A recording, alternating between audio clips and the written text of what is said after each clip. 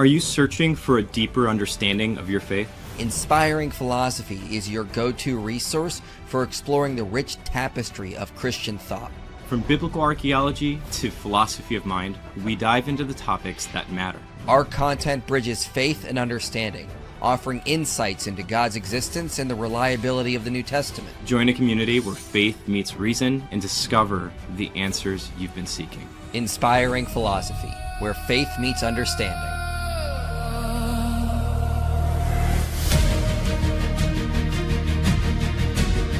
The fool says in his heart, there is no God. They are corrupt, they have worked abominations. There is none who does good.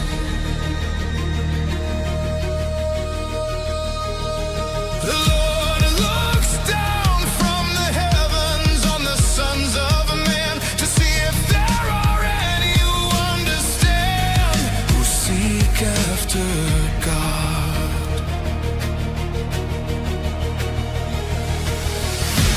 There they are in great terror, for God is with the generation of the righteous. You have shamed the counsel of the humble and afflicted. But the Lord is his refuge. Oh, that salvation for Israel would come out of Zion when the Lord restores the captives of his people. Jacob shall rejoice and Israel be glad. They have all turned aside. Together they have become corrupt. There is none who does good, not even one. Have they no knowledge? All the wicked that devour my people, as they feast, they do not call upon the Lord.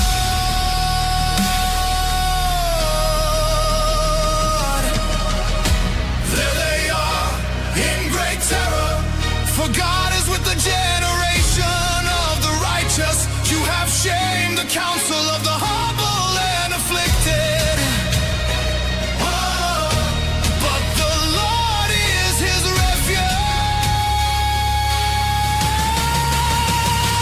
Oh, that salvation for Israel would come out of Zion when the Lord restores the captives of his people. Jacob shall rejoice and Israel be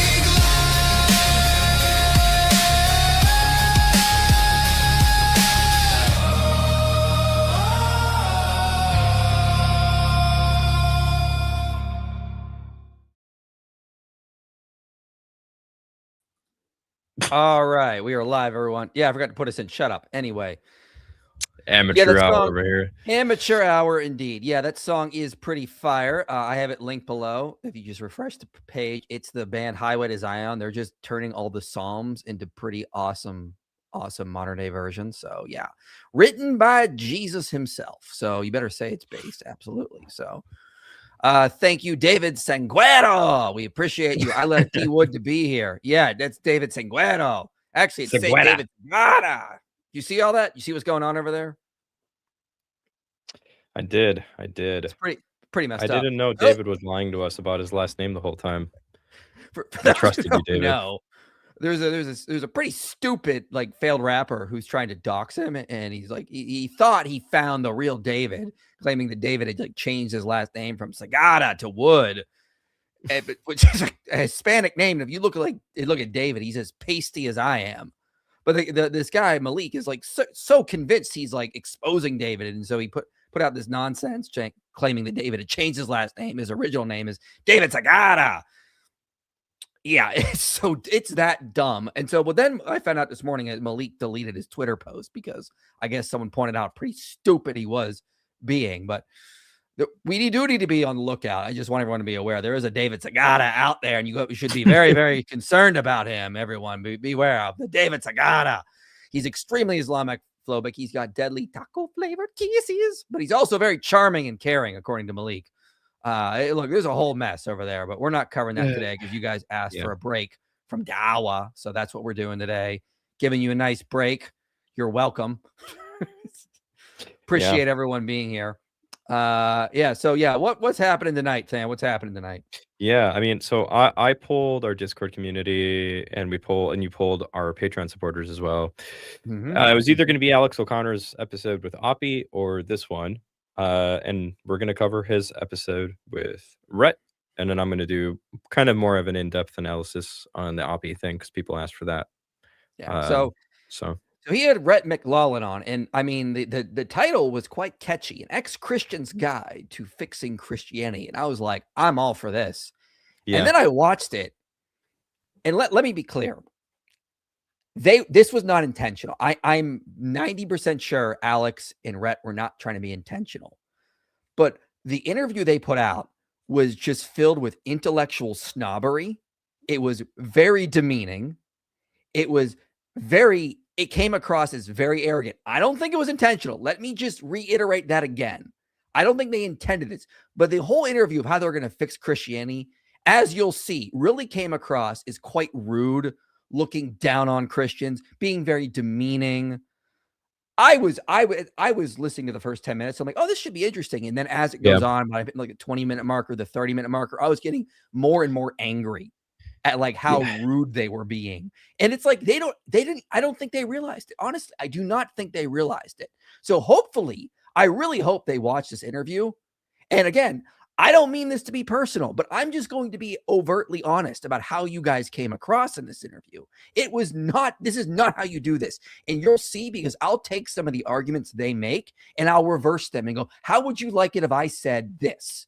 Or if you said this? And until I hope we get responses, because if we do get responses from atheists, I want to hold your feet to the fire. Do you think they went too far in how they describe things? Do you think they were being kind of demeaning towards Christians? Unintentionally, albeit. But do you think that? And then, depending on who, and because, I saw, they mentioned Apologia a lot, so maybe we will get a response from him on this. He does like to call those shout outs out every time he's mentioned, so maybe he will mention that. But hey, if he does, I would like a response on that. Do you think they went too far in how they're trying to fix Christianity and they're just being kind of demeaning? But we'll get into that. But what were your thoughts on it, Than? Basically the same thing. It also felt very disconnected from reality. And what I mean by that is like, everybody's going to do this, right? Everybody's going to speak from their own perspective, but it's very like, if this is what you think Christianity is and how people think about Christianity, including even the apologists, you need to get out more and actually talk to more people. I don't know a single apologist that thinks like the do or die thing of Christianity is evidence.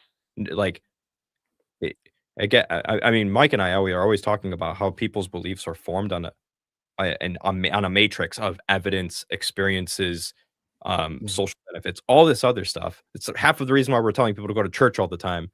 So nobody's saying, yeah, but have you heard this cosmological argument? If you don't understand, be a Christian. I mean, you need to touch grass if you actually think it's this. That's all we do in church. It's like the Kalam cosmological argument, and then we talk about our savior Trump. That's all we do, apparently, to some leftists out there. All we do in church. I don't get it. Let's get to some super chats really fast. Thank you for giving us a break from Dawa torture. Yeah, that was requested by our followers. Can we do some other stuff? I was like, all right, fine. Yeah, we're a little bit back on this. Hey, I've been really struggling with my faith lately. Your Discord helped me out. That's great. Good job, Discord. Keep it awesome, up. Guys. And the link is below for anyone interested. Also, don't have to make a video about the non-stamp collector anymore. Also, what do you think about the paperclip problem? Is that the AI thing where an AI is just designed to make paper clips and become so efficient? I think he's referencing Alex O'Connor's paperclip problem in the meaning video debate that they had. What is that? Because I don't know we covered it. I forget exactly what it is, but the basic idea is just like a lot of Christians will say meaning comes from God. If you're an atheist, there's no meaning. And the paperclip problem is something like, okay, well, if you're a robot and I've engineered you for the purpose of making paper clips, like, does that mean that you have like meaning in your life in a way that like actually matters and all this other stuff?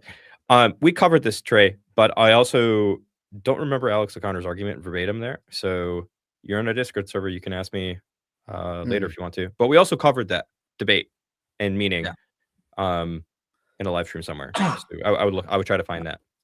Cool. As a preterist, I think Acts 1:9-11 doesn't teach a physical return. The angels rebuke sky gazing and say Jesus returns the same way in clouds, hidden from sight, not visible to scent. No, I don't think that's what he's saying there. I'll just pull it up real fast, but I'm pretty sure he says he's going to return in the same way. Yes, men of Galilee, why do you stand looking into the heaven? This Jesus who is taken up into heaven will come in the same way as you saw him go into heaven. So Jesus is going to descend as the same way he went up, and they saw him go up. So I don't know what you mean. You need to explain more, but I don't think that works. Then you asked Alex if HRM would be sufficient for him to believe in the resurrection. If HRM were disproven, would that kill your beliefs in the res? Yeah. Okay. So clarifying thing here. In my discussion with Alex, I did not ask if the HRM would be sufficient to prove the resurrection. It was a conditional question meant to probe to like what is more important to him or what's causing the probability of the resurrection being super low. So the specific question was, here's the HRM. If this is the case, is this enough for you to believe that the posterior probability of the resurrection is higher than any non-resurrection hypotheses? And the way he answered that question was no, because I don't think HRM is true. So I don't know. I don't know actually. Can you tell the audience what HRM is really quick? Yeah. So for anybody wondering, the HRM is something I just call the historical reporters model of the Gospels. In short, it just means the Gospel authors are the types of people who are setting out to write a historical biography of Jesus without feeling the freedom to make up or change historical facts. Yeah. So if HRM is disproven, would that kill your belief in the resurrection? It's not like a binary yet on or off model, right? Yeah. So it depends on what you mean by disproven. Than and IP you are so goated. God bless. Well, thank you. I want to study a heretical Christian group this year for debunking. Should I do Mormons or JWs? Mormons. Do you believe Christians should observe the laws of the Torah? If not, what academic sources would you use to support otherwise? I do not. That we have to. I mean, I think 1 Corinthians 7. If you're of the uncircumcised, remain there. If you're of the circumcised, remain there. Acts 15, and I believe it's also chapter 21 where James reiterates it. No, we do not. This is not on the Gentiles. So those are the places I would go. Let's fix Islam instead. Wait, no, that's bigoted. Yeah, I'd love to see a stream. Let's fix Islam. Let's see an interview. Matt, too big. 8 non-Christians or ex-Christians or whatever. Does Rhett say he's an atheist or agnostic? I don't know. I don't really know. All right, for the purposes of this, we will say they are agnostic because that tends to be a more general umbrella. We will not say they are atheists just in case because I don't remember exactly what he says. But anyway, let's get into the video. First, I want to just here's what I was thinking the whole time watching this. There's a clip from the show Fargo where Chris Rock is talking to a Mormon.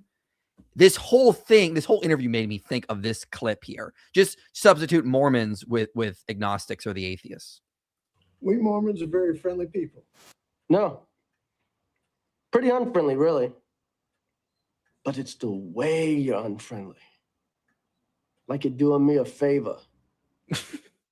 I just want you to think about that what was going through my head listening to this interview this whole time. And again, I will reiterate, it wasn't intentional, but it still needs to be called out. We cannot just allow this kind of stuff to go. And I don't think, because here's the thing. If we were doing a stream going, well, the atheists, they just want to sin and they believe foolish stuff and they just need to accept that we would get called out for. We would get called out for that. It has happened in the past. So, iron sharpens iron, I guess, is what we like to say. So let's get into this lovely interview. Yeah, I'm curious to see if we do get a response on this at some point. Oh, Oh, let's remember, like the more we deal, let's just remember, let me just go full, just atheists. The more we deal with da'wah, the more we're kind of getting the more emboldened, I guess you could say.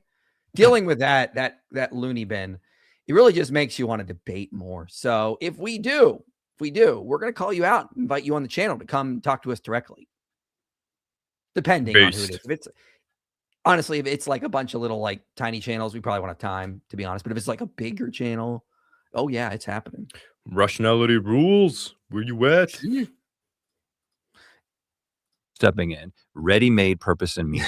You've got this tested philosophy that's helped millions of people, billions of people. So he's talking about the quiet revival sort of happening where people are going back to Christianity. It's showing up in the stats.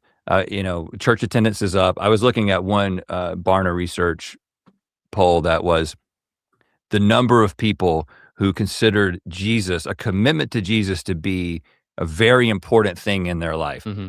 Like in 2021, I think that was around 54%. In 2025, it's 66%. It's a 12-point jump. And 54 was like the lowest it had ever been. Right. Pretty based. Yeah. In a very short period of time, based on a number of different factors, it's climbed to that level. Mm-hmm.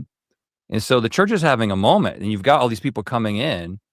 Like I thought it would be interesting to sort of do what might not be expected by the skeptic and the former Christian, and talk about what they can do to keep the people who are coming through their doors. Yeah, I mean, you told me about this when I was talking about coming back, and you said, well, we could do like a sort of, advice for keeping people in the church. It's like, okay, yeah, why not? But then, yeah, we are both people who are former Christians, and so we obviously have some idea as to why we both don't find it sort of particularly compelling, but there's also a lot to like about it. And there's a lot that I find really interesting and meaningful in Christianity that I do think gets kind of misrepresented by various groups and expressions of it, right? And so, yeah, like, you're right. There is this moment, the revival that everybody's talking about, which seems to be, in many ways, political. Seems to be a result of, like, political circumstance, but there does also seem to be this kind of, spiritual moment that's happening. I think it's because it's become sort of fashionable to say that new atheism has sort of died, and the promises that it made about just regain your spiritual autonomy and secular humanism will save the world, it sort of hasn't really worked out very well. And so based. Religion. Yeah, this was my favorite part of the interview. This is where I was like, I watched this and I'm like, oh, this is gonna be good. I can't wait. They're gonna give some good advice, and then it just went downhill. Yeah, I know. I was hearing this and I was so excited. I don't know about you, Mike. Did you, after this, I was like, where's the advice? Yeah, that's really what it was like. I'm like, oh, well, the advice was, let's just summarize it. It was just accept that you're dumb. You believe foolish things. Believe in truth when it's important to us and convenient for us. And also, don't be Christian nationalists. Like, that was it. That was the advice. And I'm on board with the last one. I think he was overgeneralizing. I'm not going to get into that one today. Yeah. I think he was overgeneralizing. But I kind of got the point, and I was like, I was trying to be charitable with it. I think it would be very easy to take what he said out of context or take it uncharitably. So I was just trying to be charitable with it. And I was like, all right, I'll let this one go. But the first piece of advice is where my blood was boiling. But let's just let me get into that a little bit here. Do I have the right time marker? I wanted to go a little bit more. There we go. That's not letting me being stupid. Whatever. But I see it as sort of 3 points. I would say they need to embrace faith, they need to embrace truth, and they need to embrace Jesus. Totally agree. Based. Totally agree. So good so far, everybody. So the first thing, when we talk about faith, I think in many ways, the modern Christian church, and I would say this is most pronounced in sort of American evangelicalism, kind of took the bait of the Enlightenment, right? So you've got this 1-2 punch of the Reformation and the Enlightenment. Reformation, of course, when faith became more personal and the access to Scripture and the experience of God became... Okay, catch that. We're going to come back to this point. Faith became more personal. That means prior to that, when the church fathers were writing, when Scripture was being written, that's not how they saw it. But what they're about to do is say, well, this is what the Scriptures teach. So we already got a problem right here. It became something that could happen on an individual level, Yep. right? And then you follow it up with the Enlightenment, where we go from truth being determined by dogma, by tradition and authority, Mhm. to truth being determined through observation. You know, Okay, that's just false. This is a modern revisionist view of history that just makes me just want to just cringe. How is this still around? Like, how are you just like 5 seconds ago saying, yeah, so like new atheism is dying and blah, blah, it's blah, blah, blah, blah. And then you're going to say the new atheist myth still. Yeah, this is a artifact of the conflict thesis that is still around. I just did a video in October titled "How Christianity Created Science." Okay, Augustine was teaching to rely on observation when he was writing. Okay, we have John Philoponus. We have a freaking Pope around the year 1000 who was a scientist by our modern standards. He would be called a natural philosopher back then, who was made Pope. The idea that you should rely on observation is something that comes out of the Christian tradition for a reason. This is what Toby Huff has pointed out. This is what Edward Grant has pointed out. All the historians of science that I cited in there. So this idea that somehow the Enlightenment was counterintuitive to prior Christian thought, it's another, as Than said, it's a new atheist myth, and it's an artifact of the conflict thesis of the 19th century. And here we have these guys putting it out here like this is just the facts, and so we need to adjust to this fact when it's just a revisionist piece of nonsense. evidence. Mhm. And I think that fast forward to modern times, and you've got Christian apologists who spend a lot of time making the case that Christianity is the most reasonable worldview that you can have. That's us. That the resurrection is the best explanation for the start of the church. Like the It is. literal bodily resurrection of Jesus is the most reasonable explanation for the start of the church. It is. And I don't think that's true. Okay. I don't think it's the most reasonable explanation for the start of the That's church. fine. But I think that what ends up happening when you have a brain like mine and you are sort of motivated to try to get the things that you believe to line up with reality, you're told this is the most reasonable thing. And so you really jump in with the reason and logic, and then you encounter a faith that says that reason and logic can be a little bit overrated. And that and what I see in the Bible from Jesus and all. Where does the Bible ever imply or teach logic and reason are overrated? They're going to try some places. Good luck. Yes. So whoever wrote Hebrews, Mhm. Paul, Mhm. I see a completely different message. Mhm. Okay. So I'm sure these are all verses that you're familiar with, but just to explore the idea of what faith looks like in the Bible. Let's take a look. Follow along at home. Bible study. Yes. So we're starting with, the famous verse in Hebrews 11:1, right? Now, I'm reading from the ESV because that was my translation of choice. It's not always exactly what I'm looking for, especially in this verse, but now faith is the assurance of things hoped for, the conviction of things not seen. And this is the beginning of this hall of faith. The conviction of things Not seen. Now, the NASB says, now faith is the certainty of things hoped for, the proof of things not seen, which I like that even more because it fits with where I'm trying to go. Yeah. Right. And what ends up happening in the following chapter, Hold up. because you can't just take that. Sorry, I was on the wrong tab. What did you say? Did you catch what he just said? I didn't catch that before. He said, I like this more because it goes with what I'm saying. Like, sure. To be fair, he's like saying it as a joke, but still, it's like, come on, man. Yeah. Whatever. Um, We'll let that one go. what ends up happening in the following chapter, because you can't just take that verse, is that you see a bunch of people in this hall of faith, people who exercise faith to accomplish all of these incredible things. And it's people who found themselves in a situation where they had to rely on the authority of God and on the word of God and God's promises in order to move into faith. But it was definitely something, it wasn't something that like, I am going to reason my way through the situation and I'm going to make the decision that the evidence suggests is the best possible decision. It's like, no, I'm going to follow what I hear from God, right? So so right there, we see that in it's said in another place, we walk by faith, not by sight. So again, is this evidence and observation, or is this faith, right? I'm going to stop it there because I want to talk a little bit about Hebrews for a second. Then I'm going to kick it to Than because he made some slides.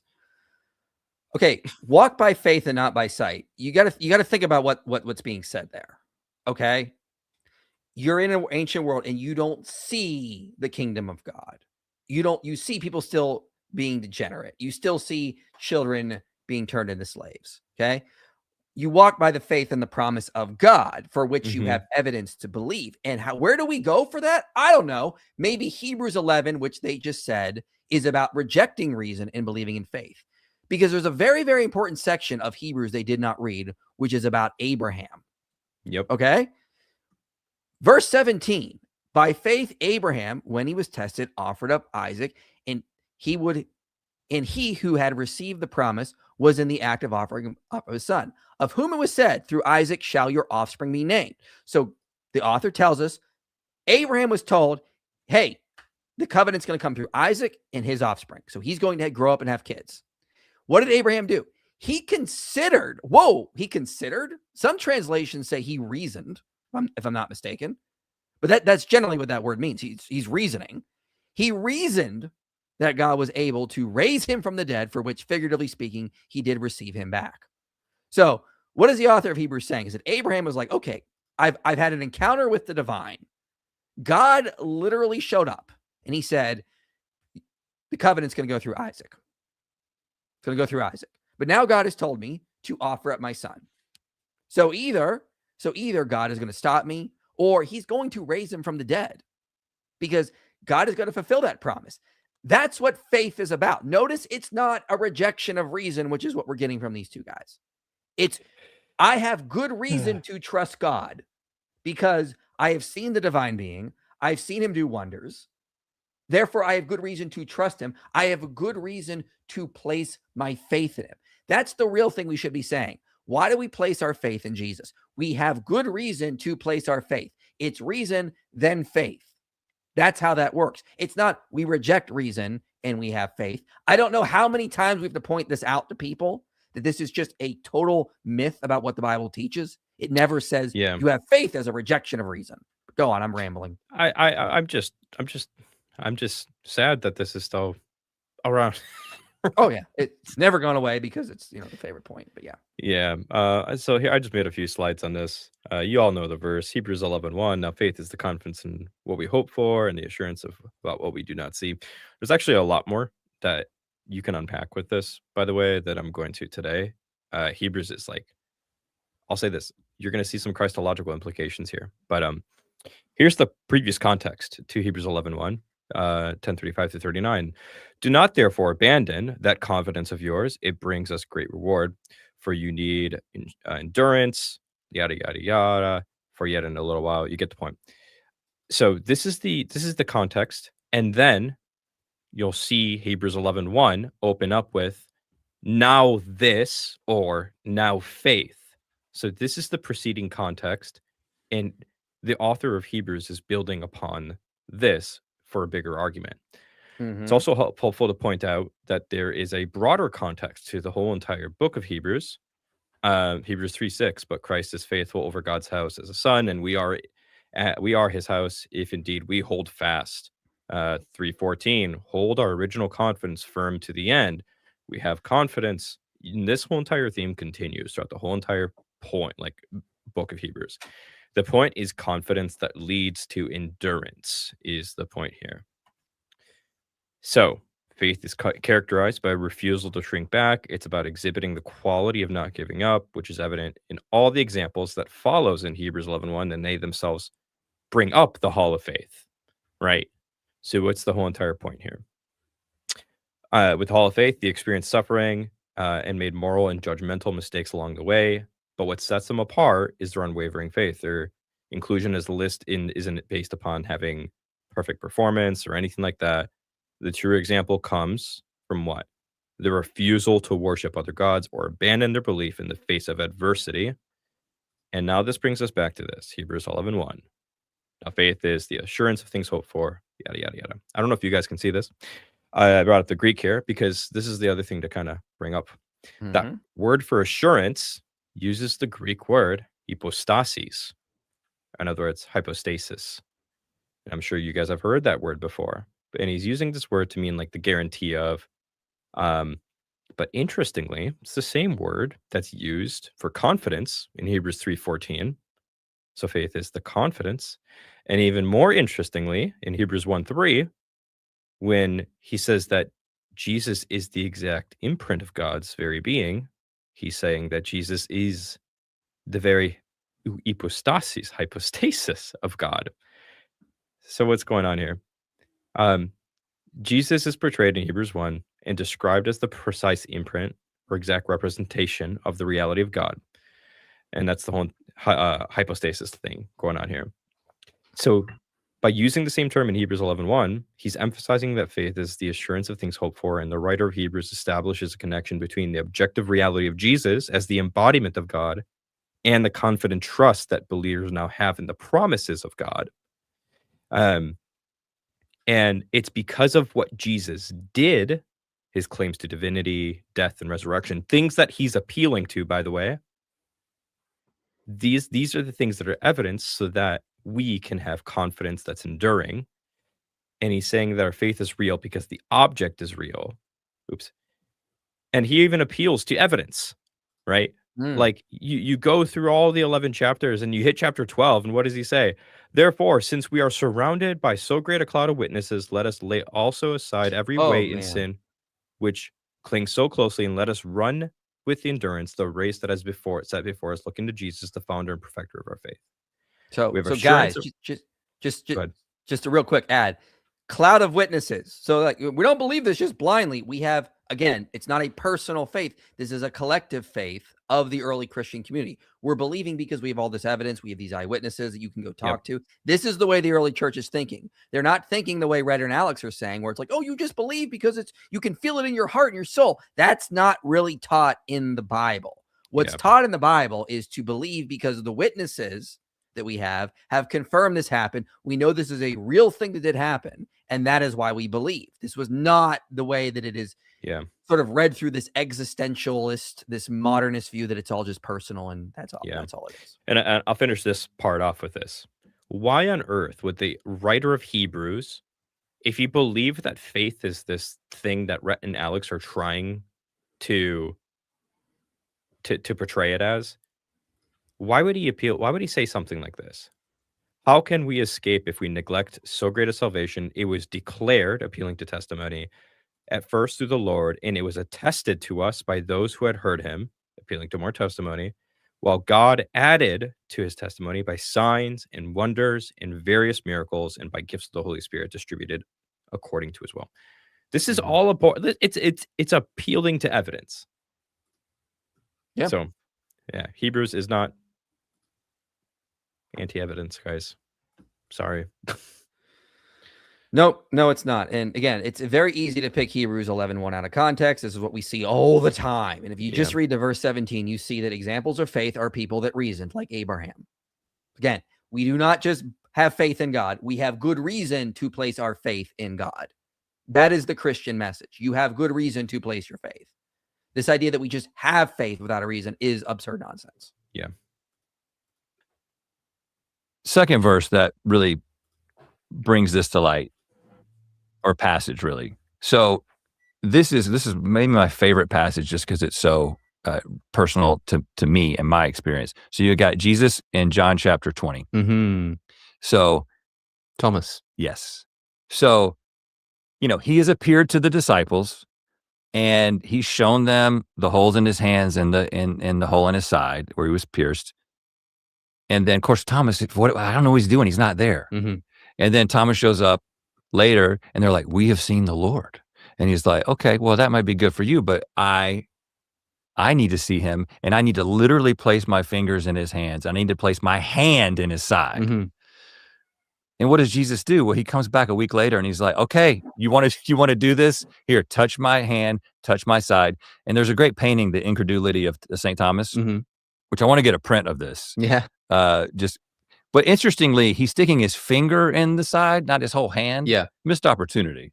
Yeah, I think so. Although interestingly, actually, I'll get to this in a moment, but it's not clear from the text, and this actually works really well with what I'm presuming you're going to say. It's not actually guaranteed by the text that Thomas ever actually touches Jesus. We only know that Jesus shows up and offers, "Come on, then, like touch me." Right, because he kind of doesn't actually say that he continues does. in that and says, "Stop doubting and believe." Yeah, exactly. And then, of course, he says the thing that, and I've heard you talk about this as well. He's like, you have seen because you have believed because you have seen. Blessed are those who believe who have not seen. Yeah, we'll get back to. All right, we're not going to play the ad, obviously. But I mean, this is just the bait of the Enlightenment.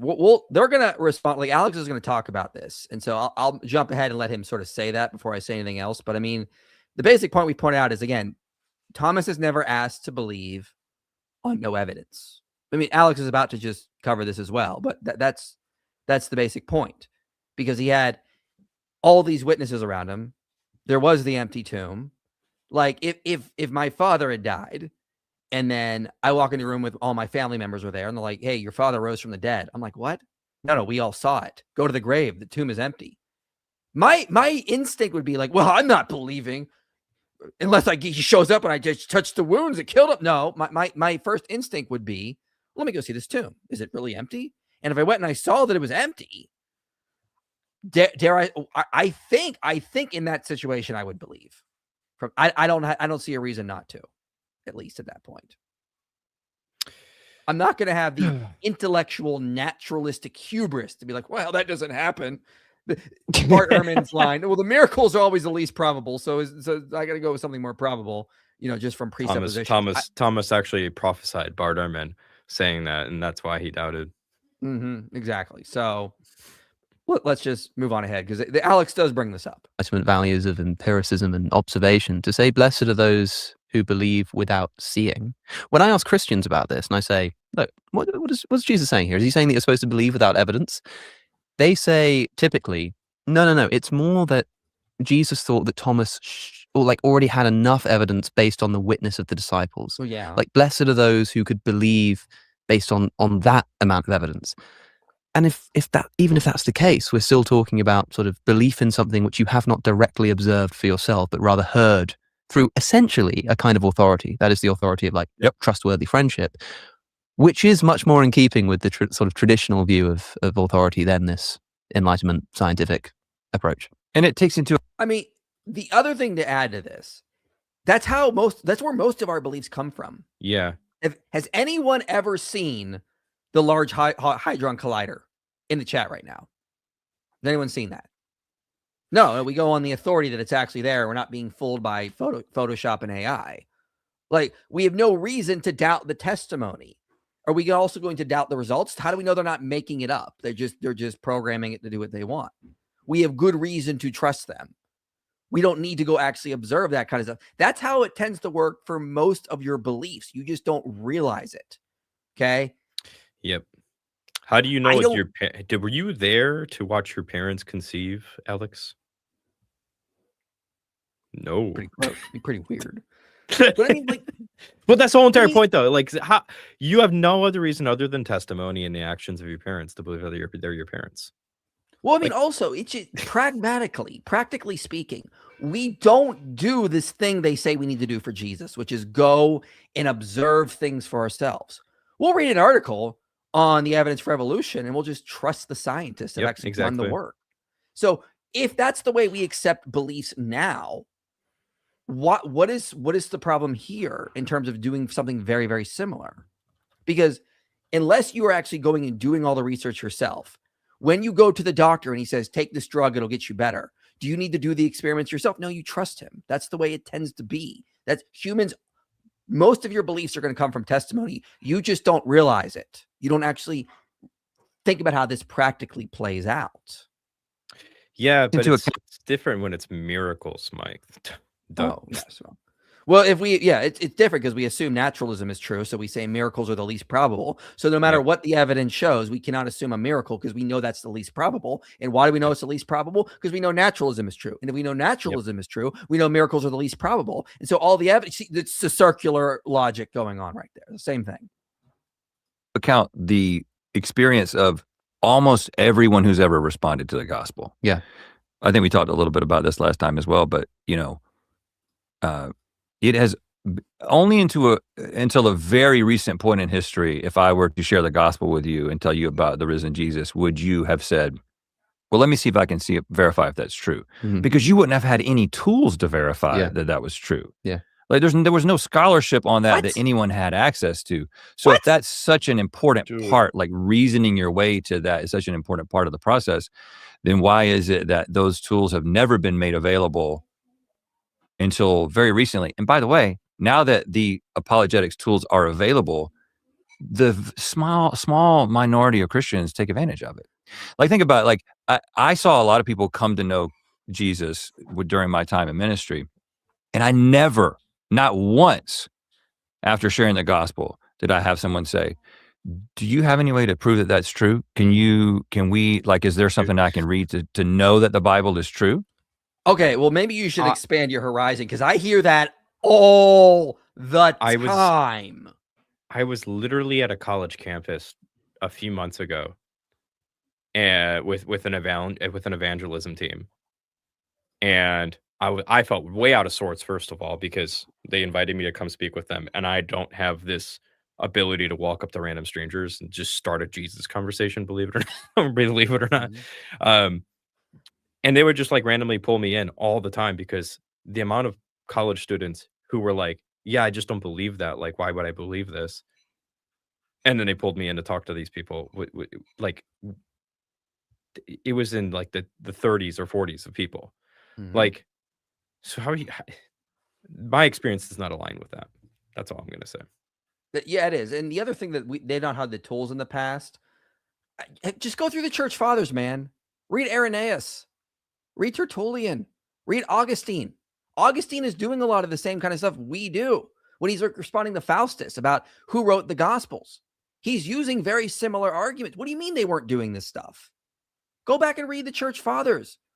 Read some of the medieval writers as well. They're doing very similar stuff. They're using some arguments we wouldn't use. We're using some arguments they wouldn't use, but there is overlap.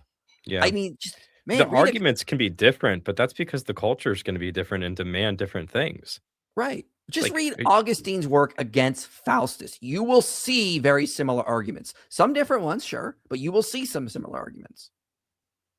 Sorry, you can add something? No. I mean, yeah, it's very like, okay, well, then stop being atheists and making atheist content. Like, if we're not supposed to be making arguments for the Christian faith, we're not going to stop doing that until we got atheists not making arguments against it. Yeah. And we've not gotten to the parts that really piss me off. Let's be honest. I want to make that clear. Nothing at this point has pissed me off. It's stuff that comes after this. But let me get to some super chats really fast. The IB Discord has been incredibly detrimental to my mental health. This is one of our mods. Is that because Stan has been in there nerding out about Dragon Ball Z the whole time? I totally get it. I'm sorry about that. Oh, man. I've gotten close to nuking the server a few times. What do you guys think about the doubted authorship of some of Paul's epistles within common New Testament scholarship? Yeah. Check out Stephen Boyce's work. And Testify's done some videos on that. Yep. He's put out some pretty good stuff on there. That's what I'd say. How would you tackle Deuteronomy 21:10-14? Without this channel, I wouldn't be a Christian today. That is great to hear. I'm going to screenshot that because I always like saving those to show people later. So thank you for that. Deuteronomy 21. I don't remember that off the top of my head. Unfortunately. Jinx. We're so cute, Mike. Shut up. 10-14.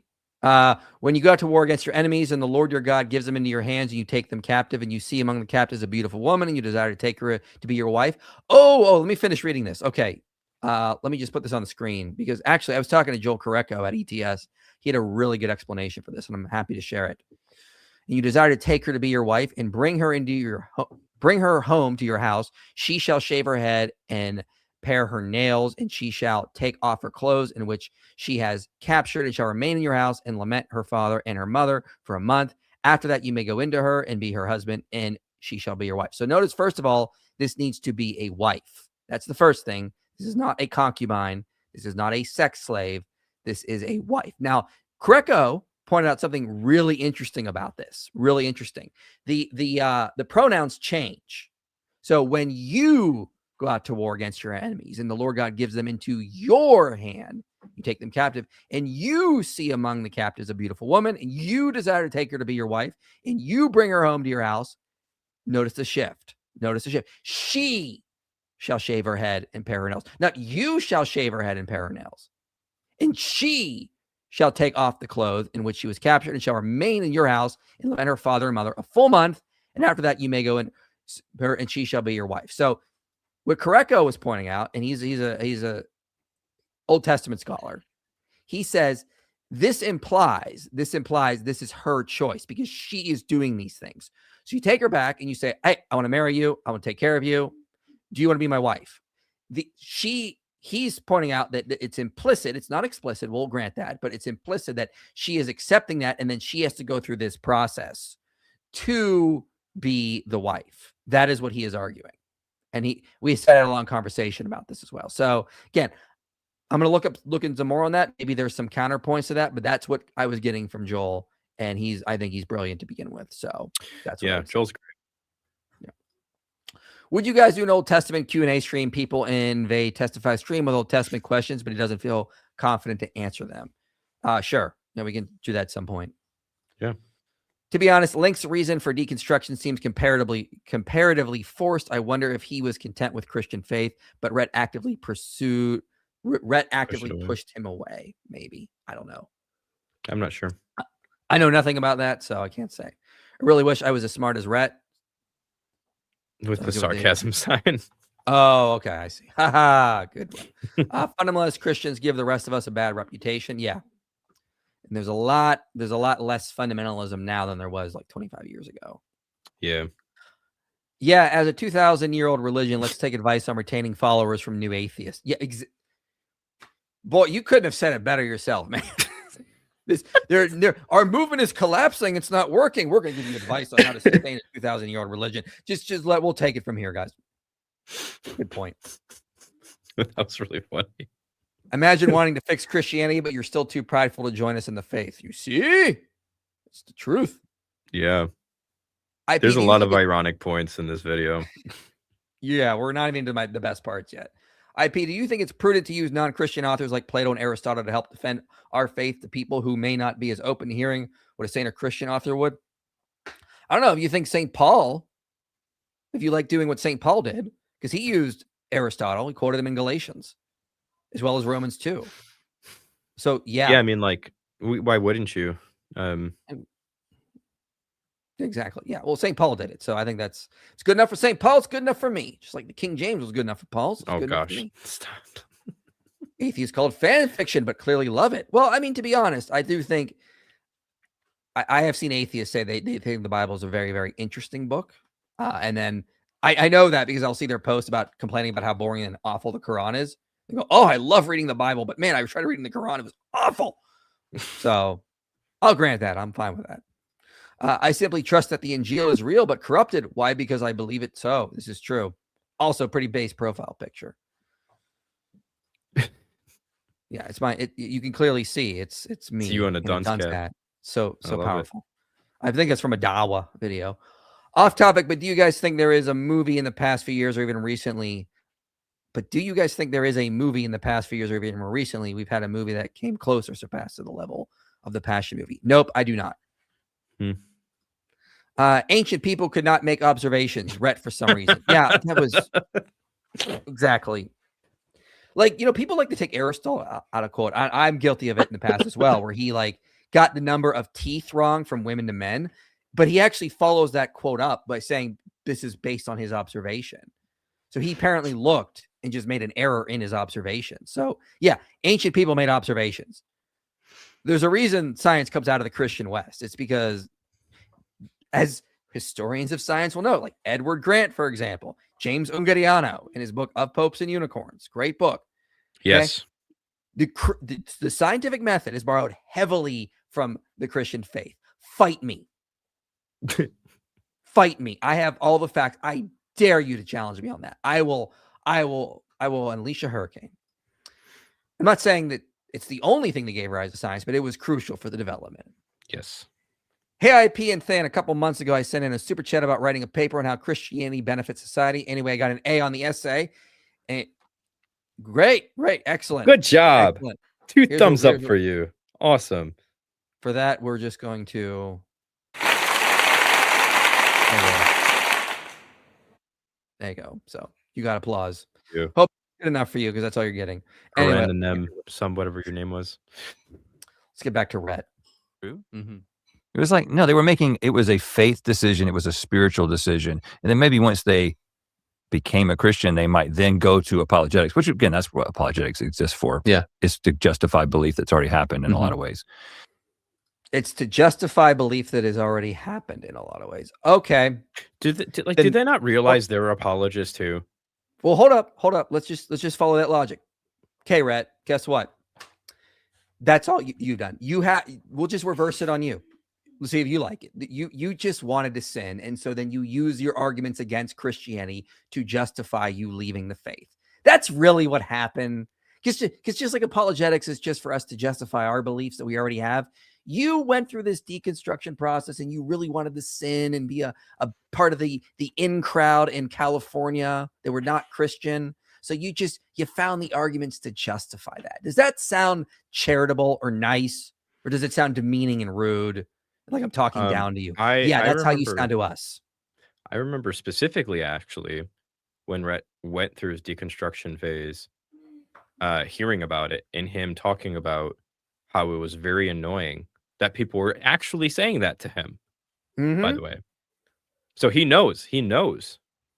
He's heard that before, and he did not like it then, at least from what I remember. And he shouldn't. But like, why are you projecting that onto apologists now? Weird. Yeah. So if all we do is we use reason to justify beliefs we want to have or already have, how do you not know that's not what you're doing? And why can't we say the same thing to you? You just wanted to sin, so you left the faith and you found the arguments you needed to justify that, to justify your hedonistic lifestyle. Does that not sound demeaning and rude? Because it is. Great. Why do you get to do it in reverse? Yeah. Like, this is where I was on my bike riding around the park. I actually stopped my bike, pulled out my phone, put this time marker down and wrote that to make sure I remembered, because I was like, yep, there it is. There's the double standard right there. Because what we saw with Rhett last time, it was when he was on Alex, is like, I really wanted to believe, but then I studied and I just couldn't believe it because I was just so reasonable and passionate about truth that I just had to leave. And then he's like, well, you Christians, so you just believe because you wanna, and you find the evidence you need, but not like me. I just followed the evidence because I'm super, super reasonable and awesome in that way. Man, you're on one today, man. Well, I mean, I'm just letting them know how I feel. And if they want to fight me, come on the channel and talk to me directly. Rhett is welcome on the channel anytime he wants. Any of them are as well. It is how they're coming off. It is how they're coming off. Explain to me the double standard here. Explain it to me. But I just find it interesting that you just don't get that from the Bible. And Paul so we've seen the example of Jesus talking about it and then the writer of Hebrews, but Paul gets even more explicit. Okay, before we get to that, you do get that from the Bible. Okay. Isaiah 1, come, let us reason together. Okay, Hebrews 11, like we already covered, you use your reason to put your faith in God. One of my favorite passages to go to is in Matthew 6, where Jesus says, if you doubt that your Father loves you, what does he say? And this is something that Tim Keller brought up. Did Jesus reply to them saying, just believe, believe it in your heart of hearts? No, he says, consider the lilies of the field, consider the birds of the air. Look, if God's going to take care of them, wouldn't it therefore follow, if you're more important, that he's going to take care of you too? Like, Jesus is actually setting down a great standard here. If you want to actually know the truth of what the Bible teaches, so to speak, does God really love you? Study nature. Look at what God does in nature. Wouldn't that logically follow he's going to take care of you? What about Romans 1? The invisible attributes. Let me rephrase Jesus's look at the birds argument that he makes in a way that might land with Rhett. Observe nature and see how God provides for the birds. Now make an inference that he will do the same thing for you. Mhm. You see what happened? Very good. Which again, I find this very difficult to reconcile with modern apologetics. So you got 1 Corinthians chapter 1 verse, what is that? I need my readers. 18. For the word of the cross is folly to those who are perishing, but to us who are being saved, it is the power of God. And in other translations, it says foolishness, right? Mhm. And then he expands on this at the top of chapter 2, where he says, and when I came to you, brothers, I did not come proclaiming to you the testimony of God with lofty speech or wisdom, for I decided to know nothing among you except Jesus Christ and him crucified. And I was with you in weakness and in fear and much trembling, and my speech and my message were not in plausible words of wisdom, but in demonstration of the Spirit and of power, that your faith might not rest in the wisdom of men, but in the power of God. Mm. This is not Amen. a plausible argument Yeah. that you're trying to make. And again, the reason I think this is so important from a Christian perspective is that when you tell somebody like me that the resurrection has incredible evidence, that is the most well-attested event in the ancient world, and then you look at what the All right, so let's talk about 1 Corinthians 2. Again, we have this idea of this just quote mining, taking those verses. Let's Yeah. not forget that Paul ends this with 1 Corinthians 15, that our faith is in vain if Jesus did not rise from the dead. He really did rise from the dead, and the reason we know is because he rose and appeared to all these witnesses. That's how he starts the chapter. So what is going on here? Well, I mean, the context is not about believing that this is an historical event and we have the evidence. This is about the message of the atonement. It's foolish to people outside because the culture of the time mocked the idea that God would die on a Yes. cross in such a shameful way. That's the context of what's going on. It does seem foolish to the outside world that God needs to come and be human and die for our sins. Yep. That's different. That's attacking the message itself, not the evidence for the message. And this is a misdirect. What were you going to add? He's just importing, like, this is the most anachronistic reading I have ever seen of this text, and Mhm. he's just importing like modern understandings on, which is so ironic, mind you, right? Well, these modern Christians with their apologetics, look at the way I'm reading this text. I'm reading it right, and meanwhile, he's literally just taking it a 21st century empiricist, new atheist reading of the text, and not actually like going into the context. And also, 1 Corinthians 2:6. Yet among the mature we do impart wisdom, although it is not the wisdom of this age or of the rulers of this age who are doomed to pass away, but we impart a secret and hidden wisdom of God, which God decreed before the age of our glory. So Paul is not saying reject wisdom. He literally goes on to say, we are Yep. going to impart wisdom to you, but it's not going to be the wisdom of the philosophers of the age. And thank God he didn't. Because what do we see in the videos we did over the summer? Like how Christianity ended slavery, how Christianity saved children and gave them virtues and value, how Christianity educated the world. Okay. If the Christians would have been just doing that, like just believing the wisdom of the age, they never would have abolished slavery. They never would have given rise to a different culture that gave rise to modern science. Like the idea is not to reject wisdom. It's to reject the incorrect wisdom of the age and go to God for wisdom, like the scriptures, for example, which again, go through the series we did over the summer, how Christianity ended slavery, how Christianity created human rights, how Christianity educated the world, how Christianity created science. You'll see over and over again, Christianity gave rise to a lot of things you take for granted, as Tom Holland points out, just the way we think and act in society. Notice also that Paul is still actually appealing to evidence. Yeah. He's saying you have seen the Spirit come with power. Like he's Yeah. talking about miracles here. And here's the funny thing. You go up to Rhett or Alex and you're gonna go, hey, there have been miracles at this place. Come listen to this testimony, which is the same thing Paul is talking about. And they're gonna go, what? No, miracles don't happen. So it's like, what do you want? Do you want us to give you solid arguments? Or do you want us to give you what Paul's doing here? Either way, it's not, the Bible's not teaching what you're saying it's teaching. Because also, are we going to ignore Paul arguing with the philosophers in Acts? Like, Well, yeah, Acts 17 is the perfect place to go. I was going to go to it later, but this might be the best place to go. Let's just go to Acts 17, because Acts 17 is a great chapter. Because remember, it starts out with the Jews in Berea. Now, these Jews were more noble than those in Thessalonica. They received the word with eagerness, examining the scriptures daily to see if these things were so. So they didn't just believe and have faith and were held to something foolish. They're like, well, okay, well, Paul made these claims. Let's go make sure he's right. Okay. And that was the noble thing to do. Then you get Paul in Athens. What is he doing? What does he say at the end here? He says, he has fixed a day on which he will judge the world in righteousness by a man who he has appointed, and he has given assurance to all by raising him from the dead. So don't just believe because you're going to get that magic feeling in your heart. No, he's given us assurance by raising Jesus from the dead. That's why we know these things are true. Mm-hmm. And then how do we know Jesus rose from the dead? Go to Paul in 1 Corinthians 15. Yep. What does he say? All these witnesses, they saw him. Yep. That's how we know. Yeah. And by the way, John's gospel, since they appealed to John's gospel, I mean, like, how many times did Jesus appeal to evidence again? Like, yeah. Believe in me on the count of the works I have done. Yep. Is what he says, I believe, in chapter 14. Yeah. There's a lot, actually. And before we hear it, because again, come fight me. I'm in a fighting mood, I guess, the more I deal with Dawa, but we got a series on why we believe these are eyewitness accounts.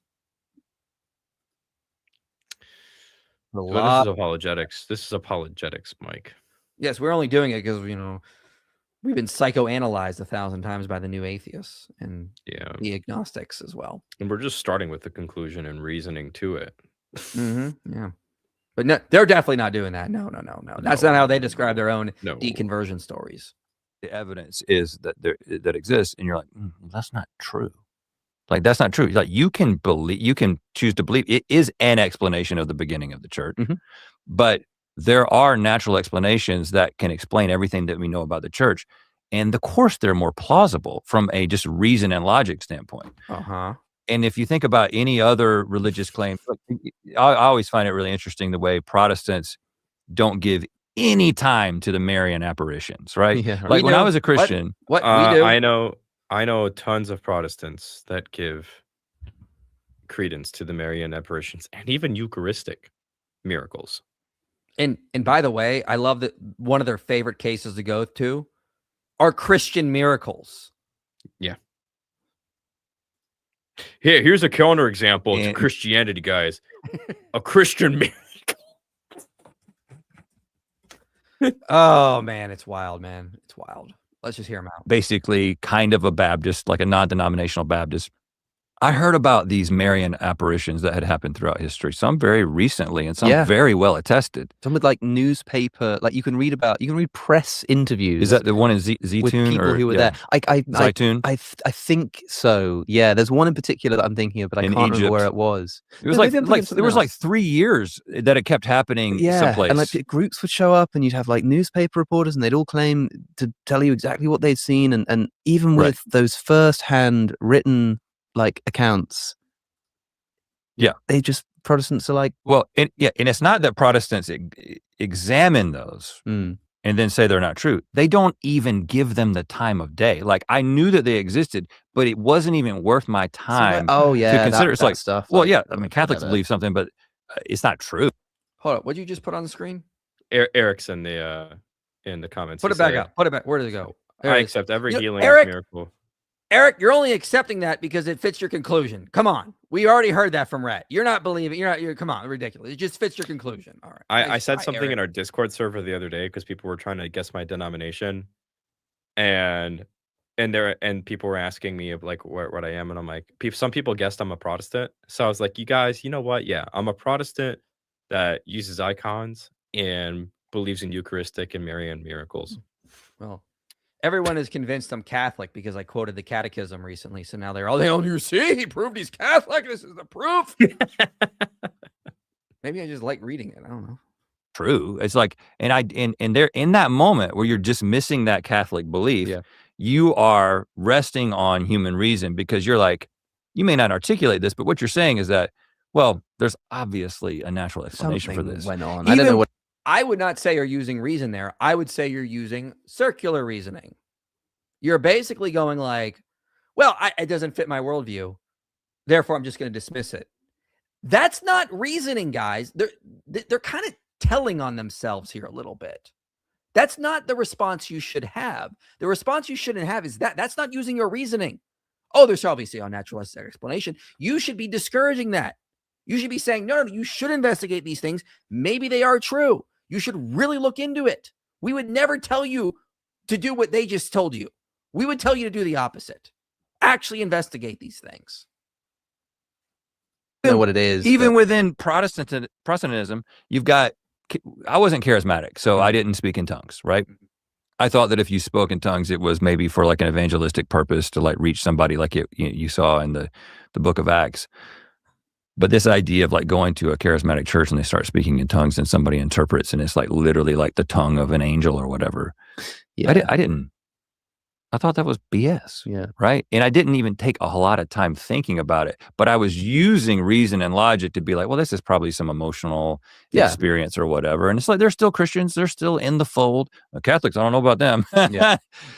And even have you know about this rainbow body stuff? Rainbow body. So this is fascinating. Dale Allison talks about this. I had never heard about it, but wait, I have heard of this.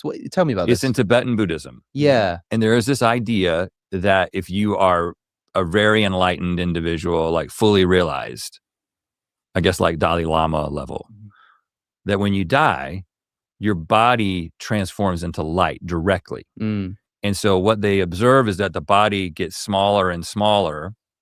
And I think they call it rainbow body because you'll see a rainbow like wherever they're entombed or whatever, there's like a rainbow that's coming out of it as they transform into light. Yeah. And the only thing left is a lot of times hair, teeth, and fingernails.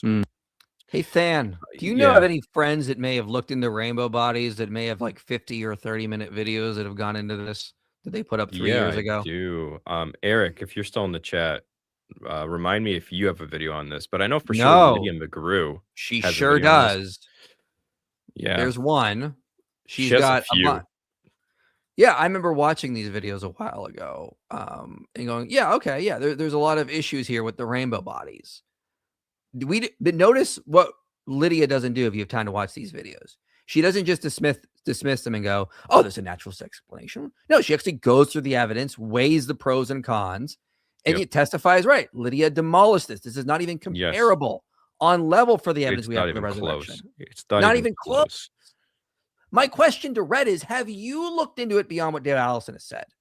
Have you looked at the pros and cons? We just attended a talk at ETS with Dale Allison and Mike Licona. Gary Habermas was there as well. I forget who the other was, but they talked about it. Mike Licona had really good responses to some of these issues about rainbow bodies. Yep. One of my problems with a lot of the people that have deconstructed, they always do the same thing. They're like, oh, I read Bart Ehrman, then I read a little bit of Dale Allison, then I read a little bit of Paula Fredrickson. It's like, but did you read Licona? Did you read the McGrews? Like,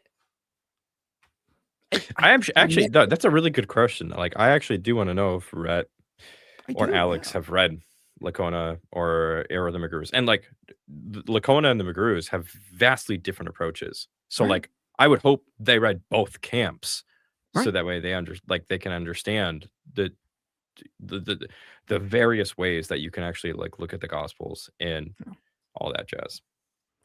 Let me finish this section out and then we'll get to some super chats.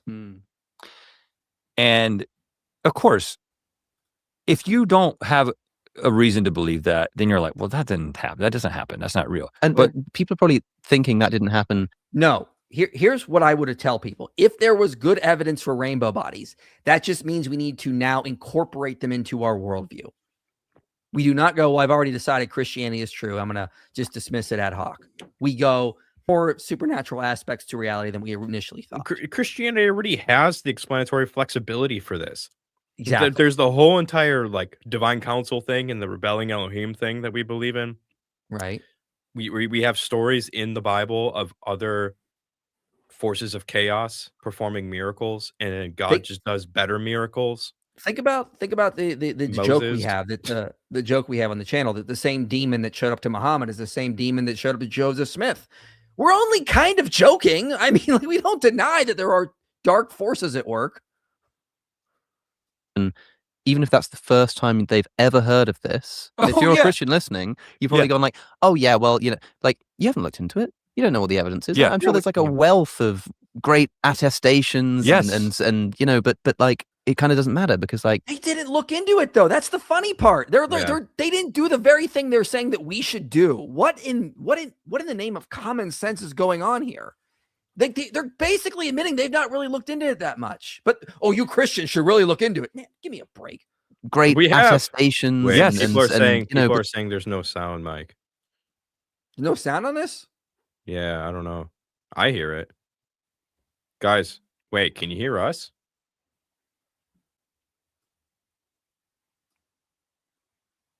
Wait, no. There's sound there. You refresh the Keep- page if you're not hearing sound. There's some Yeah. weird YouTube issues going on. Now I gotta back it up again. I'm sorry, Mike. It's okay. Well, it's not great my fault. attestations. Yes. and but like it kind of doesn't matter because like that obviously didn't happen. Right. There's a Catholic, I need to read more about this, but there's Hold a Catholic, I think a Catholic priest. I don't think it's intentional, but it really sounds like they're kind of telling on themselves that when it comes to these miracle claims, you just assume from the naturalistic worldview that stuff doesn't happen. So I don't really need to look at the evidence to challenge my worldview. Like, that's not the approach you should have that we have said 1,000 times. Yeah. If there are real evidence for claims of Mormons or Buddhists or Muslims, we will look into it. What have we been doing over the past year on this channel? Really looking at the evidence for Islam. We did a bunch of streams earlier looking at the supposed evidence for Islam. Is Muhammad in the Bible? No. Are there scientific miracles in the Quran? No. Is there, did Muhammad predict the future? We did 2 streams on the alleged prophecies of Muhammad because we really wanted to look into this supposed evidence. We did not go, well, Muhammad can't predict the future. So that obviously didn't happen. Moving on. No, we put it up on the pedestal and we said, what do you got? Show us. Yeah. And here's the really funny thing. That doesn't fit with our worldview, so we're just gonna throw that out. You don't do that. Like, no, I don't actually know anybody that does that personally. It just sounds like you're just going based off of like your perception of the average person in the pew. Okay, you know what, guys? Fine. I'm gonna judge atheism based off of the average atheist that I encounter on a street level rather than what you guys represent. I'm not going to take on the Oppies and the Drapers and all that stuff. Instead, I'm just going to judge atheism based off of Reddit. And that's There you the go. problem with atheism, guys. And you're going to go, what? Well, no, like, what? Like, no atheist is going to define themselves in such a way that they believe in rocks or atheists and stuff like that. I'm going to go, no, you're wrong. Sorry. This is what atheism is. Like, can we just like touch grass? Yeah. Good point. Let's get to some super chats and then we'll go back in. Than, breathe normally if Mike is Catholic.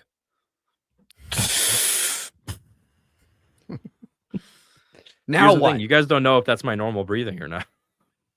He didn't say if it was your normal breathing during a workout session or not. So It's true. conveniently skipping over the evidence Jesus provided for John the Baptist when he was doubting while in jail. Also, what were all the miracles for? Well, yeah, exactly. Like, if this was all about faith, Jesus didn't have to come in the flesh and die and rise from the dead. Like, oh, we got a super chat from David Seguera. Hola, amigos, ¿qué tal? Listen, David Seguera, we're on to you. We know what you're up to, man. We will find you. The wanted poster is out there. Don't forget. The Christian cartel. We will find you, David Seguera. You can't hide forever, amigo. 2,000 years of existence, and Alex O'Connor brings it down. How unfortunate we are because an apostate and atheist bring it down after all these time. Very, very, very rude of them to do that. They're not trying to take it down in this video. They're building it up, you guys. Apparently. Gosh, Everyone let just them be help dumb you. and accept. Let them help you. Just accept that you're dumb and you believe foolish things. That's what Christians must do. Former Mormon here. This channel helped me understand my faith in Christ and understand the Bible better and find my way out of Mormonism. Yes! Oh, it's great. Based Based comment. Based. I'm screenshotting right now. Super based. Excellent. Excellent. That one was When he good. announced his deconstruction, he had a popular view, and Christians were responding. Were bombarded by critics. Glad to see the atmosphere has changed. Yep, it has definitely changed. The wind has shifted. How can you say the Bible discourages reason when Jesus' whole method of talking to people was parables that were meant to make people think? Because you're just stop thinking, Aaron. Okay, no, Aaron, here's the thing. The text doesn't force you to that conclusion. Okay. So unless the Bible forces me to a particular conclusion that seems charitable to Christianity, I'm going to choose the obscure ones that support my atheism. Super based. Yep. There we go. Applause is more than enough. Just wanted to give some thanks to those who helped me formulate the essay. You are my essay, bro. Don't worry. Mike Segura. I'm Mike Segura. You'll never catch me and my brother, David Segura. Haven't you said many times that you should judge an argument by its merits and not the author's rhetorical goals? Yes, I have. Definitely not alluding to somebody out there that always accuses us of doing stuff in the most arrogant fashion possible. Yeah, I'm talking about you, Dan McLaughlin, who still has me blocked. Fight me. Man, I love this version of Mike. The more I deal with Dawa, the more I'm just ready to let's do this. I'm ready. I really got to turn the bell on for these lives. You sure do. Why Honestly, did you not? John, I don't know what's wrong with you. Like, also, you're in our Discord server and you're never active in there. Yeah, how Fix dare that. you? How would you explain Matthew 9:8? Many Unitarians use it to show Jesus doesn't intrinsically have the authority to forgive sins. I forget what that is. That's about this, the passage of. I'm trying to find it. When the crowd saw it, they were afraid and they glorified God who had given such authority to men. It means absolutely nothing because God gave the authority to the man Jesus Christ, who is also divine. This is reading way too much into it. Yeah, and you also might notice, what verse is this? He's pointing to 9:8. Yeah, that same chapter, the demons are referring to Jesus as the Son of God and acknowledging that he is God. So, rhetorical is absence of dialectic. Very rude. John 4:11, Jesus' miracle justifies his words. Yeah, I think that's the verse about believe on the works. All right, let's get back to the video. Again, we're not playing the whole thing. I have skipped around it a little bit. So go watch the whole interview. It's linked below. I think it's just, ultimately what I'm asking for, I think, is just embrace the fact that it's a faith. And if you're saying that you believe this in faith because you trust God, and then there's a legitimate spiritual transformation that takes place, why is that not a good enough argument? Why do we have to get into using reason? Does that convince you? I was told it was true because it was reasonable. When I found out it wasn't reasonable, I concluded that it wasn't true. Oh my God. Hold up. Are we just projecting?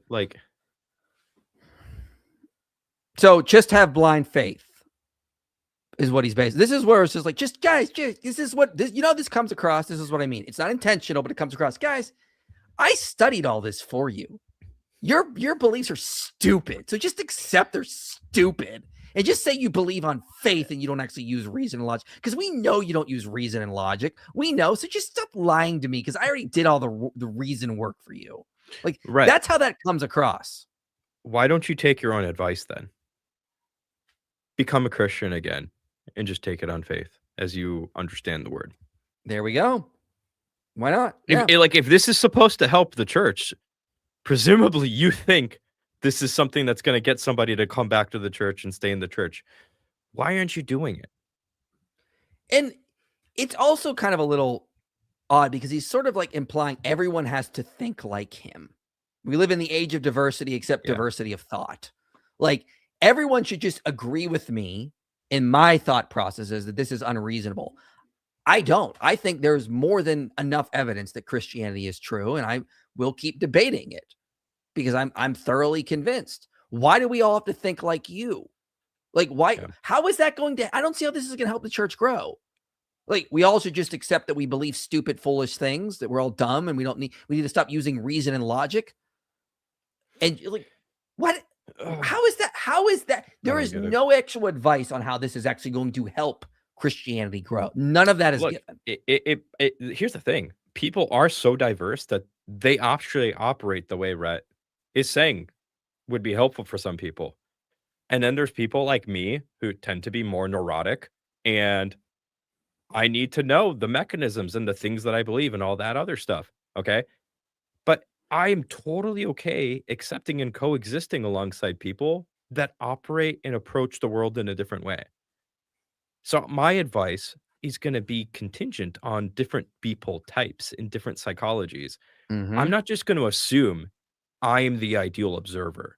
And it, man, it really comes off like these guys are thinking that about themselves. It kind of does. And again, you could just put it back on them. Okay, Rhett, you left Christianity because you didn't think it was reasonable. You're telling us to say it's not reasonable and stay Christian. How does that work in your brain? Yeah. Like you're saying we should think like you but not believe like you? This doesn't follow at all. Like, where are you getting this? I cannot, I'm trying really hard to understand how he could be thinking this, and I'm just coming to a blank. Like, you want us to think like you, but you want us to stay Christian and accept that we're just dumb and stupid and that we shouldn't try to use reason or logic to convince ourselves or others. It's like you're trying, it's honestly, it's almost like you're trying to make it easy for you yourself. Like, this I don't know why this analogy just came to my head, Mike, but I don't know if this will land. I remember high school football. Sometimes I'd hit somebody so hard and then like they'd be on the ground dazed, but then I'd put my hand out with like a smile and be like, I'm going to help you up. And it's like the most insulting thing you can really do. And this is like, I'm not really getting decked by these guys, but it feels like they're trying to do the stretch out your hand and insult you further after you deck somebody. It's kind of like Pretty unfriendly, really. But it's still way unfriendly. Yeah. Like you're doing me a favor.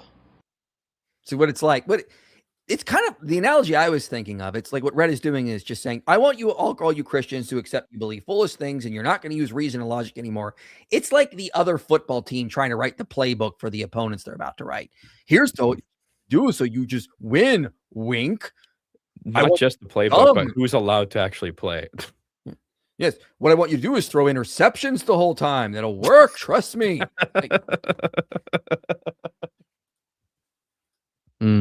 yeah, it sort of sets up the way in which it could be falsified, because like if your belief is that this has to essentially be grounded in empirical evidence or rationality, then if you discover that actually the case isn't as good as you thought it was, and so it's not for us to say that it's definitely unreasonable or that there is no evidence, but Alex. even just on a practical level, if somebody becomes convinced that thank you, Alex.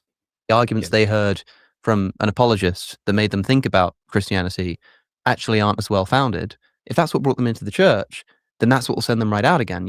It's the same hand that leads you in also pulls you out. Okay, and so in that case, is it not better to ground Christianity in what historically people have claimed is the most sort of important part about your relationship with God, which is the experience, the faith, the sort of personal commitment to a relationship with Jesus, that kind of stuff. And yeah, you're right. I mean, like if you look closely, the Bible is constantly talking about. I mean, there's a passage where it talks about how you sort of like shouldn't be fooled by philosophy. Yeah, What's that verse again, Mike? I think he's referring to Colossians 2:8.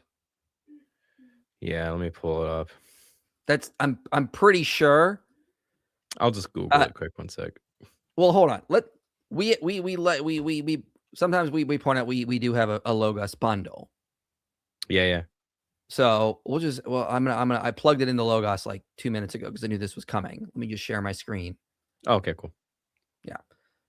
So Paul is addressing false teachings in Colossians that cannot be precisely identified, but fundamentally involve human rules and traditions being recognized as necessary supplements to Christ. Contrary to a simplistic interpretations, Colossians 2:8 is not a blanket rejection of philosophy. The Greek grammar indicates that Paul was specifically warning against vain and hostile philosophy rather than philosophy as a discipline. His remarks were a warning against embracing heresy, not a condemnation of philosophical study itself. Sources available. Also, again, our Logos bundle is linked below if you want to get that, and then you can do based research like we do. But yeah. it's actually been pretty very- useful for stuff like Yeah. this. Oh, I use it all the time. I mean, the amount of times I used Logos in my upcoming 2 Powers video is insane. And we're not getting any money from that, just so you know. We're just getting free logos. That's all it is. So that's why we plug it sometimes. But yeah, this is, again, please, for the love of God, if you're going to reject Christianity and you want to talk about it, at least know what we teach and believe. Don't give us these simplistic readings of verses where we were told to reject philosophy and then ignore all the clear verses where they're not. Yeah. Ridiculous, man. This is so annoying because I don't know, man. Very annoying. I feel like if you're reading Dale Allison, you have the wherewithal to know the things you're saying are stupid. Yeah. Like, Dale Allison is not an easy read. No. And so either you're reading Allison and you comprehend what he's saying, which means that you should have the intellectual capacity to actually be able to exegete the text properly and know what you're saying is wrong. Or you're reading Allison, you don't understand what he's saying, and yet you're parroting him. Both of those options seem bad to me. No, there's probably some middle ground in there that I'm just being uncharitable about, but like, I'm frustrated. So, Yeah. Yeah. Well, we're frustrated, and here's why we're frustrated. It's because you have complained at us for 15, 20 years about you people left Christianity because you just wanted to sin. And then you turn around and do the exact same thing to us. You say you only believe because you want to, and you use apologetics to justify a conclusion you already have. That's the exact same thing, just thrown back at us. And it's demeaning, it's belittling, and I have scolded Christians for doing it. Yes. How many times have I said I don't psychoanalyze people? Probably 1,000 times. At least once. At least once. A lot. And I take the same exact position. Yeah. I refuse to do it because it pisses me off when people. Yeah. So where am I at right now? I'm going to jump ahead just like a little bit here because I want to get to a more important point. You kind of let them go past you and you flip them or whatever. Yeah. But exactly, like, the skeptics are saying, this is a foolish thing to believe. As a Christian, why can't you say, yeah, it is. Yeah. But try it. Yeah. So Than, Take your own advice. Take your own advice. Good point. But so Than, what Rhett is saying is, when we're debating with atheists, they're going to say what we believe is stupid and foolish. And we go, yeah, you should also be stupid and foolish and believe stupid and foolish things like we do. Don't you want to be dumb like we do? Bro, Rhett, we are not Daniel Akikachu. We are not Muslims. We do not prefer the low IQ. We do not prefer the low IQ societies, okay? This is a conversation you should be having with the Muslims because Daniel Akikachu in his debate with Andrew Wilson got up and said that. Like, I know he literally argued that he wants low IQ Muslims because if they get higher IQs, they're going to become atheists. You're attacking the wrong religion, bro. This is not it. I don't know what to tell you. You have misdirect. How is this helping? Like, how can you say, I actually really just don't understand this. I would love an answer from Rhett or Alex on this. Cause how can you sit here and have a platform and a podcast about how you don't believe in Christianity because of the evidence, and you think that like it's foolish to believe these things, yet you expect us to go, yeah, it is foolish. That's why you should believe it and try it. It's like, do you not hear yourself? Good question. Good question. Because they're not going to believe it because humans want to believe in truth. And that's going to be funny because this is going to come back. This is the second point we've even gotten to. Rhett's second point is Christians should believe in truth. But he just did this whole section on why Christians shouldn't worry about that. Like, mind-boggling. They're just not listening to themselves. About was that if you believe that Christianity is based on rational argumentation, now it may be that Christianity or theism. Wait, clip that. He said Christianity is based. Somebody clip that. Oh, we will. Theism in general can be supported by evidence. Maybe the complexity of a biological cell points to God, or language or whatever. The problem is That if you think that that is what you need to like ground the faith, that's what you need to sort of get the faith going, then what this does is it creates an intellectual barrier for entry. Yep. It means that if you are not smart enough to understand the Kalam cosmological argument, if you don't know how premises lead to conclusions, if you don't know the difference between deductive and inductive logic, then you're not going to be a Christian. And Yep. because this is the way that Christianity is supposed to be proven to people, if you don't understand, historical methodology, if you don't understand what a criterion of embarrassment is, if you're not smart enough to work that out, then sorry, mate, Christianity isn't for you. Which is sort of unthinkable when put in those. Go ahead. This pissed me off so much. This Mike. this is the line. This is the line that probably pissed me off the most. But you go first. Because yeah. hey, you know what, Alex? Fine. If you don't want me to teach people the Kalam argument or my Bayesian arguments or anything like that, hey, guess what? There wouldn't be a need for that if there wasn't atheist content creators. There wouldn't be a need for that if it wasn't for the new atheism movement. But guess what? The secularist movement, the new atheism movement, created a need for a bunch of people because we had a bunch of new atheists spouting a bunch of bad arguments, and people needed to learn logic because of people that were making videos and countering Christianity and all this other stuff. So, in other words, you are saying Christians are creating a barrier to entry by saying, here's the Kalam, blah, blah, blah, blah. It's not us. We are responding to a need that was created. And it's just like, it's like we're in a relationship with an abusive spouse. I hate you and it's your fault. Like, are you kidding me right now, dude? Well, here's what I would say. Quite frankly, I found that very offensive because he just basically said all Christians are dumb. Oh, they don't know stuff like criterion of embarrassment or how contingency arguments work. I'll have you know, I have spoken at black churches, white churches, Hispanic churches. I present this stuff. Everyone's tracking. Okay. They're all smart. They're all following just fine. When I explain, oh yeah, a fact is embarrassing. If a fact is embarrassing to the author, it's going to help show that it's more plausibly true. No one's going, I don't understand how that works. It's not what we do in our church. No, because I don't think Christians are stupid. I think they can learn this stuff, and I think they basically know it, and they're just getting formal language to help explain things they've already known. That's typically the comments I get. I'm so glad you came because this is kind of what I was saying, but you said it better, is what I hear a lot, which really appreciate that. But I don't think Christians are stupid. I think when we go and we teach this stuff, they're all like, yeah, that makes sense. Yeah. So yeah, we're going to teach them this stuff. But the way that Alex is saying is sort of like, well, most Christians don't know this stuff because they're such simpletons. I mean, like that's not why they believe. How do you know that? Now, again, I don't think Alex is saying this intentionally. I just think but that's how it's coming across. It's the way it comes across.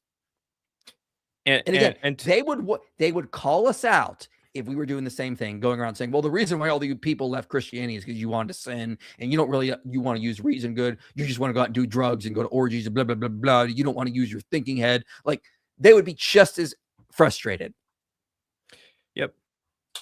Again, let's flip the script. Hey, you atheist, you're really creating a barrier to entry to leaving religion. Because like, how are these dumb Christians supposed to understand like logical and like, evidential problems of evil and all this other stuff? Like, it's the same thing, man. And nobody's grounding their faith in evidence. Our faith is grounded in a person, Jesus Christ, who is God, and our beliefs are formed. Again, I feel like I'm like a broken record half the time these days when it comes to this. People don't form their beliefs on just the basis of evidence. And Alex and Rhett, if you're listening, man, if you think you're one of those people that do, you're delusional. I'm not saying not to be a jerk, but like you're delusional if you think that you are forming your beliefs on strictly evidence alone. No, the key word there is strictly. We're not saying you don't at all, but everyone, including us, have different factors that are going to be weighed. Yeah. There's emotional, experiential, logical. Everyone is doing that. And we need to constantly keep checking ourselves. That's why this channel exists. Yep.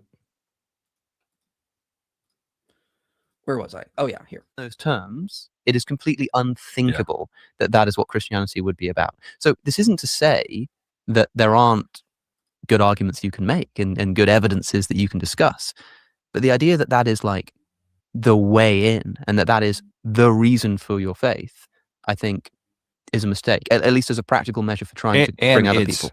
It's not biblical. Yeah, that's right. You're supposed to become like a child. That's right. Yeah. And so to me, it just feels like a temptation, a human temptation that Christians have fallen for. Yeah.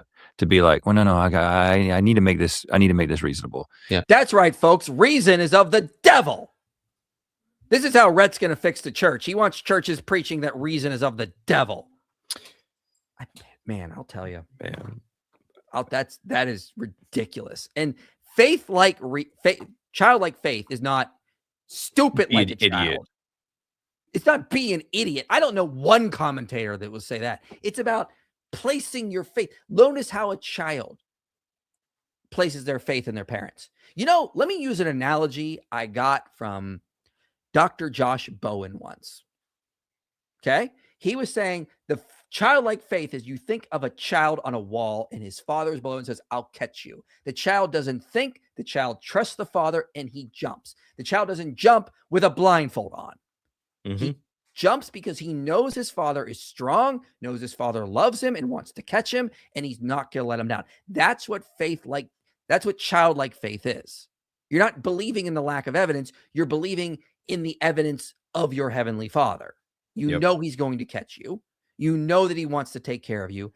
That's what they mean by childlike faith. It's not stupid like a child. Just read the Bible in context, Why man. are you saying stupid like that? Stupid.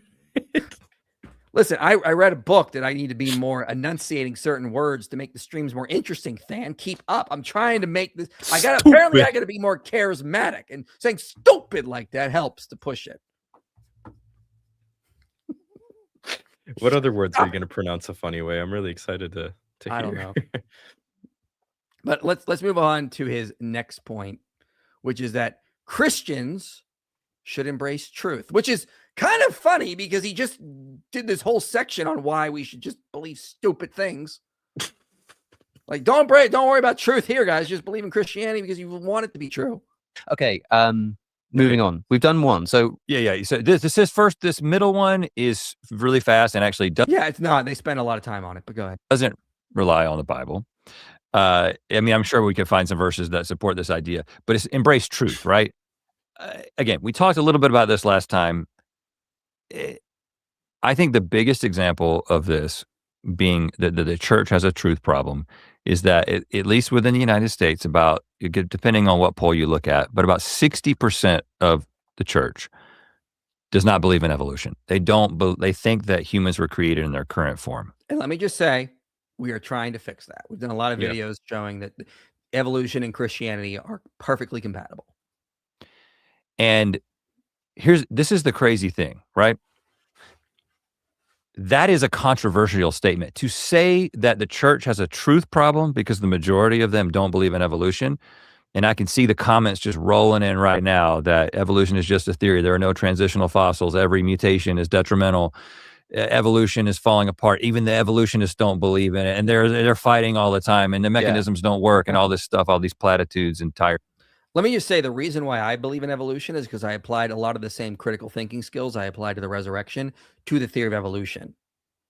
Like I was like, okay, let me just weigh the pros. Let me do this thing I do. What's the best explanation of this data? What are the competing theories? This is probably the best explanation. This is gonna be the least ad hoc. This is gonna be the most plausible. It's gonna provide illumination. It's got scope and power. That's basically what I did early on. So. And a lot of the arguments that you can try to leverage against the resurrection, just on a probabilistic scale, can also be applied to evolution. We just put a reel last week, I think it was, where I showed that. Yeah. So clearly. The math video. The nerd video. Forgot. Nerd! Tired things. The fact that these, I like to call them high confidence, low information people.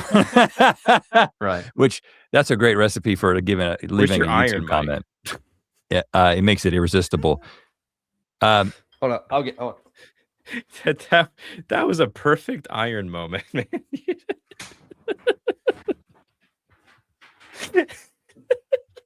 Like this dude just literally said, "High confidence, low information people." Wait, what is this podcast? It's ironic, is what it is. Got my iron. Anyway, now we can finish with more irony.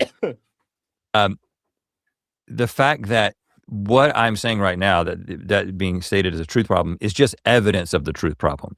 Because this is, again, I'm not going to give a case for evolution. Lots of people have done that. But this is the most well-attested fact of the natural world. It's the only way. It depends on what you mean by natural world. I'd say quantum mechanics is probably... that's whatever. I'm digressing. It all depends what he has to That say there. we can make sense of what we actually see, including the human. Like a lot of people are like, I believe in some sort of evolution, but humans are separate from that. Well, that doesn't. You can't do that. Humans are part of it very clearly. There's no like qualitative difference, and it's very clear that we are related to all animals. All right. Why is this such a big deal? Well, because anyone who actually, and I use this as a litmus test, and I'm going to sound a little bit like an asshole when I say this. I understand that, because if you're coming from only right now, he's going to sound like that. Only right now he's realizing that he might be sounding like an asshole. Not earlier when he was saying we're supposed to be dumb and believe foolish things. Certain worldview where you think this is not true. The disinformation campaign that the church has successfully pulled off to make people misunderstand evolution and think that it is incompatible with their faith, or it's just not true, has been so successful that it kind of makes talking about it this really controversial thing. But the thing is that if you don't believe in evolution, I know one of two things. Number one, which is most common, is you really don't understand what evolution is and you don't understand the evidence for it, right? Or number two, you do understand it, but yet you hold to a dogma so tightly that can't let it in, that you find some way to have this cognitive dissonance where you can kind of push it to the side, right? And again, that will be insulting to a lot of people, and I apologize for that, because I know it's not a question of intelligence, it's a question of dogma and a question of misinformation. Okay, so anyone who disagrees with me is just being dogmatic. Yeah. Hey, Brett. Anybody that thinks that the Gospels are unreliable and that the resurrection didn't happen, sorry, man. You've just actually been a victim of the disinformation campaign of snobby New Testament scholars that use outdated methodology. That are just trying to support their rhetorical goals. Yeah. And they have this dogma that they hold to so dearly that they just can't let go of it. And you're just a victim of that disinformation campaign. I'm sorry if I sound like an asshole right there.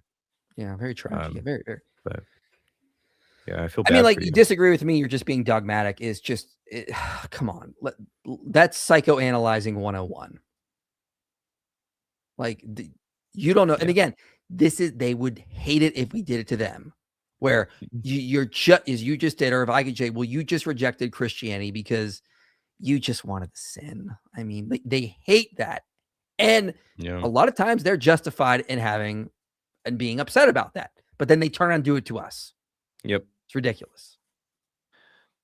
But the crazy thing about this is that, and I talked about this before, this idea that people are like, why is this such a big deal to you? Because there's plenty of Christians who believe in evolution. Why did you let this affect you so much? And I try to be clear, and I'll say it again. I didn't stop being a Christian because of evolution, because there's plenty of C.S. Lewis. There's plenty of Christians who believed in evolution. But what it did for me is it caused me to develop a trust problem with the most powerful voices in the faith, who were leading me through some of these issues and helping me think about them. I see. And the interesting thing is that some of the most prominent apologetics voices today, people who have a lot of traction on YouTube, they readily admit they believe in evolution because they are familiar with the evidence and they understand that it's not a controversial thing. It's not like, well, they know that it's true, but it's such a consequential truth that if you have the majority of people in your church not believing it, that represents a really significant truth problem. And I just don't know why more of them are not shouting it from the rooftops Mhm. of like, we got to get this right. Like we have to accept this fact. If we're going to move forward in the long term, we have to accept this fundamental fact about reality. Mhm. Mhm. And I think there's some downstream effects, like in your conversation on Diary of a CEO with was it Greg Kokel. Again, we're doing the same thing. Yeah. You can't talk about somebody with a weird name without saying it wrong. I think you say it focal or kofel. I think is the American way. You kind of got into, which is inevitable a lot of times with an apologist, a little bit of the moral argument, right? We're talking. So we're getting kind of off track here, but I mean, his basic point is he wants us to accept evolution. So he wants Christians to accept they believe in foolish and dumb things and be okay with that, except when it's inconvenient for them. Then we got to believe in truth. Then we got to accept evolution. Like, pick a narrative. You can't have it both ways. If you just got done telling Christians that they are allowed to believe in foolish and stupid things, why do they have to believe in evolution also? Why should we embrace truth when you just got done saying embracing faith means you basically believe in blind faith and you just accept you believe foolish and dumb things and don't worry about it? Yeah. Why not just believe the earth is 6,000 years old? Heck, why not believe it's 100 years old if we're going to do that? Here's the thing I don't get. And maybe this is just presumptuous because, we only got 500,000 subs and I don't know what Alex is at. But Rhett's complaining about the fact that there's not enough apologists out there, something like that, like shouting it from the rooftops that like Christianity and evolution are compatible and we're arguing that are arguing against the earth creationists. Bro, we are right here. We have asked you to come discuss with us. Like, maybe the problem is not that there's not enough of us out there. Maybe the problem is that you're just like not actually looking. Yeah, could be. Maybe. We're not saying that's a definitive, but I mean, like, Oh, I'm only putting that out there as a possible explanation, or it's not mutually exclusive to the idea that there's not enough out there. But if you think this is a problem, why don't you bring attention to the people that are speaking against it? right. Or if You want to if help the not, church, show the church more people that are arguing against this young earth creationist stuff. maybe he is. But I mean, like, to add to what you're saying, my whole issue here is that he just doesn't make sense. You cannot tell Christians in one breath, it's okay that you believe foolish and dumb stuff, but also you really need to believe in truth and believe in evolution because that's affecting us and we really want you to believe in that. But we don't really care if you believe a magic man rose from the grave. Yeah. That's fine. You can play with your silly toys over there, but except when it affects us and it bothers us that you don't believe in evolution. That's how that's really coming across. Yeah. If you want us to believe in truth, then just tell us all to deconvert and become atheists because you're convinced that's the truth. To become an agnostic, perhaps, is what you mean. But like, pick a narrative. You cannot have it both ways. A few more segments I'm going to play, then we'll get to some super chats. I'm going to finish these out. What would I do? Wrong thing. There we go. Cut Than out. Yeah, it looked better for a second there. So, but I got to leave him here. I apologize. No, kind of beyond a shadow of a doubt. But there's also things that we can know about the Bible, like talking about Genesis. Well, it's pretty clear that there's two accounts of creation in Genesis. No, it isn't. From two different sources. Like, that whoever put the Bible together decided that even though they were contradictory in some ways about the order of creation, the emphasis, the name of God and these things, that these two theological perspectives were important to include. So do you have to take the edges off and insist that it's one voice and that Moses wrote it? Or can you be like, no, for some reason, God decided to have these disparate accounts in his word that may be different than you actually think about? Or so that's a false dichotomy. It doesn't have to be either Moses wrote it or it's contradictory accounts. That's a false dichotomy. We have got a video on this, using some of the most up-to-date scholarship. I made this video script before the author even had the main paper I relied on, before that paper was published. The paper came out around the same time as the video did, because I was talking to scholars. How do we deal with this issue? Can you give me some up-to-date research? And Benjamin Kilker was super helpful in that. So this was using most up-to-date scholarship. One of the main points we make in this video, Kilker, who helped me write it, is that if you actually go through what Genesis is laying out, you start in Genesis 1, Genesis 2, Genesis 3, Genesis 4, it follows a very similar structure to what you see with Exodus, building of the tabernacle. Then there's a 7-day consecration. Then there's appointment of priests, just like Adam and Eve are appointed as priests. Then there's a death, the death of the sons of Aaron, followed by banishment in the garden, the spiritual death aspects. Then it moves right next to Genesis 4 about the proper offerings. You see the same thing in Leviticus 10. With this whole aspect about them being two different creation accounts, what I'd started off in this video was actually cited some of the earlier creation accounts that you could go through the example of the Asher Hasis, and you could actually divide it into two creation accounts. Same with Enki and Ninmah. And what we basically found out is that no, this is just the common way ancient authors were writing in their time, to write this certain way. We even found evidence of chiastic structures. I mean, there was a lot of data to cover in this, and it was based on some pretty up-to-date scholarship on this kind of stuff. Where's the other chart I wanted to bring up? Oh, yeah. You could go through Genesis 1 to 3 compared to Genesis 8 and 9. Gary Rensburg talks about this in his book, The Redaction of Genesis. They're following a similar pattern and structure. Does that mean they're making everything up? No. They're selecting events they want and using it to make the structure. It's very easy to do that with history. People look for patterns. It's natural, so you can find them even in what you would perceive to be history, as the author here is doing. But again, what does Rhett do? Well, it's just very obviously that. I don't know the scholarship, and I'm not going to believe the other alternative that Moses wrote it. Like, there's no middle ground. As I've said before, I hold to a supplementary hypothesis. I don't have to believe all of it goes back to Moses. But like, I don't even have to believe Moses wrote it on my view. I don't think documents were written by one person in those days. These were always collective things, as they point out in the book, Misreading Scripture with Western Eyes. Based. Super based. Let me see. The next point is going to drive you up a wall, just so you know. Yeah, I stopped watching a while ago. Yeah, this is about prophecy. You've got examples of Matthew, especially because he loved to do this. Oh, no. Oh, no. Inventing things that no other gospel has, there's no historical records of, to fulfill Old Testament prophecy. Right? Yeah. You know, the best example of this Flight to Egypt. About Jesus having to flee to Egypt to escape Herod's massacre. And it fulfills two prophecies. One, out of Egypt I'll call my son, and the other one is Rachel is weeping for her children, which was a reference to the massacre. Well, there's no massacre of Herod in any extra biblical writings. There's no massacre of Herod in any other parts of the Bible. So he invented the best conclusion is that he invented a massacre so he could invent a fleeing to Egypt, so he could get a 2-for-1 fulfillment of Old Testament prophecy. That's the most reasonable conclusion about that. Based on what? What's your methodology, bro? Arguments from silence.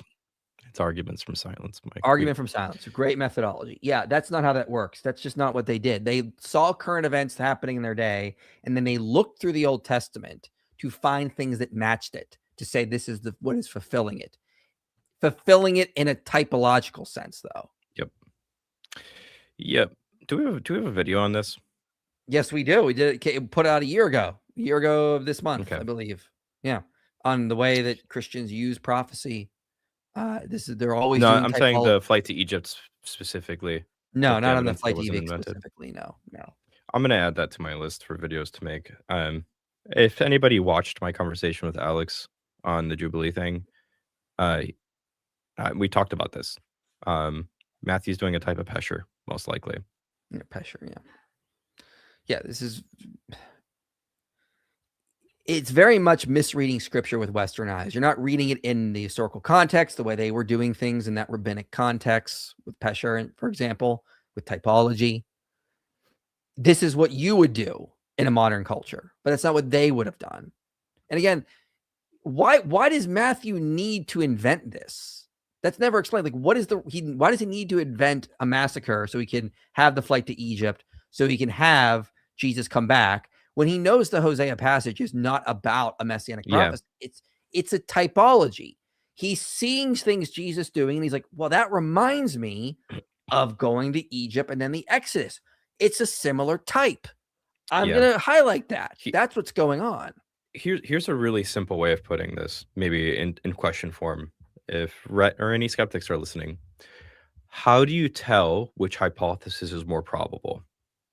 The hypothesis where Matthew is going back to the Old Testament and finding a meaning in the Old Testament in virtue of something historical happening, or versus a hypothesis where nothing historical is happening and Matthew is going back to the Old Testament and also finding meaning in the text to conjure up something. How do you tell the difference between those two? Good question. Here's the last clip, and then we're going to close this out. Cast alone will be used as evidence that the Lord is drawing both of us back. Here we are with an open Bible. Yeah. Here's the thing, man. You know what? If the Lord is drawing me back, it's like I'm not resistant to that. Fine by me. Yeah. I'm not. It's like that's not my disposition as much as I'm told that that's my disposition. I think the thing that's offensive is that. Oh wait, you're told you're constantly like resisting God. Then that you don't believe that's true. Gee, maybe we could have the same thought process, right? That maybe what you're saying about us, we just use apologetics to justify our conclusion. Maybe we're also equally frustrated when you do that back to us. I don't know. Food for thought, buddy. Mm-hmm. It's offensive is that assuming to know the heart of someone else is that's the thing that's sort of like, well, you know why I did this, Yeah. you know what, you know all my motivations, you know what my life is like, you know what my relationships are like. Your comment seems to imply I that. don't mind it. Yeah. It really does sound like that, right? You definitely don't want to do that. That would definitely be very ironic of you. And we don't want to see any more irony in this, do we? Like, that's what he did the whole time. You know, I know these Christians, they you know, that's what they really think, you know. They just need to accept that they don't have any reason to believe in the resurrection and they should just be foolish and just accept it on faith. And ridiculous, man. Well, what have you learned? Let's do a poll. I'm gonna do a poll in the chat. Yeah, there you go. I learned that I need to be more stupider, and Yes, you do. Christians, are you going to take Rhett's advice? Starting the poll. All right, everyone vote in the poll. Otherwise, you're fired. Are you going to take Rhett's advice? Let's just see what he says. Are you guys thoroughly convinced by what he says? So far, we've got 88% saying no. I voted yes to troll. Of course you did. Stop trolling. How dare you? Let me see here. Let's get back to super chats. Mike and Than, do you think there is an opinion dumb enough that even AOC wouldn't pretend it's intelligent just because a famous person said it to him? I don't even know. Is this What is happening here? I don't know. I think it's Ocasio-Cortez, which I don't follow politics. So I've been enlightened. My worldview is right because no other worldview could ever be right because it doesn't fit into my view because I can never be wrong. This is very powerful points. I didn't think of it like that. This is what I meant by they're like basically presenting themselves as the ideal observers. Mm-hmm.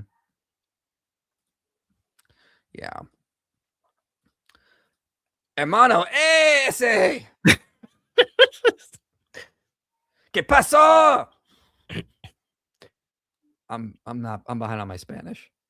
Modern day Catholics seem so milk. Was that? How do you say that? What is that word? Milk toast. Milk toast, I think is what they're just Is saying. it milk toast? Yeah, they're spelling it weird. I don't know. But Orthodox seems to stand up best against Islam and apologetics and polemics and have lower tolerance for the antics on average. Cool. That's fine. Mi hermano's doing the Lord's work north of the border. Ese. See. Listen, David Seguera. Sheriff Malik is coming for you. You better run. Rhett, why are Christians using reason? I feel like even top atheists like Oppie have similar issues dealing with the arguments like contingency. Yeah. Yeah. Ironically enough, I don't know if you saw this, Mike, but there's a moment in his discussion with Oppie where he was like stun locked because Oppie was like, Yeah, I just don't think there are any like good arguments. And Alex was like, what do you mean? It's like, for like atheism or theism, I just don't think there's any good arguments or successful arguments on either side. Hmm. Alex was like, wait, what? What? Which I was surprised that Alex was surprised, because if you've read Oppie, you should know that that's his position. But anyway, It's actually spelled milk toast. That's crazy. Yeah, I never that- even looked it up. I've just heard people say it. So interesting. Let's see, where was I? I got lost here. Hold on. So he wants faith to just be a feel-good crutch and not have any evidence. Apparently, we're all just supposed to accept we believe in something foolish, and there's no reason to actually believe it, and that we should be happy. But then we should use our reason to believe in evolution because that's convenient for them. It really sounds narcissistic, to be honest, to me at least. yeah, I don't know if I'd go that far, but it's just, again, I don't think it was intentional. I just think they need a reality check on what they're saying and what they're. yeah. I don't think they're trying to be jerks. No, but they need a reality check. They need a dose of hearing themselves. Yeah. What's it? You should not be going around saying, well, the simpleton Christians don't want to hear about the Kalam cosmological argument or the criterion of embarrassment because they don't think like that. Thanks, buddy. We really appreciate that. Senor Seguera will not get away with this. He won't. Nope, he's going to get caught. Totally. I'd like to thank you. When I found your channel, I really didn't care about my faith, and I would have probably have left it if it wasn't for you. That's great to hear. We're glad that this has helped you. We get testimonies like that all the time, but according to Rhett, this never happens. This feels like a sad attempt from the dying atheist worldview to convince Christians to be the worst evangelical version of just vibes. So they keep the philosophical field to their advantage. You've hit the nail on the head. That's what I was trying to say, but you said it better than I could. That's exactly what Rhett and Alex's conversation feels like. Like, guys, just accept you should be dumb and just have vibes, and then leave all the philosophy and reason to us.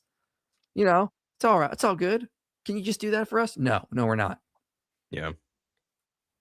These guys with their grandstanding, like they are smarter when presenting the most elementary arguments they know is wrong. Yeah, it's another good.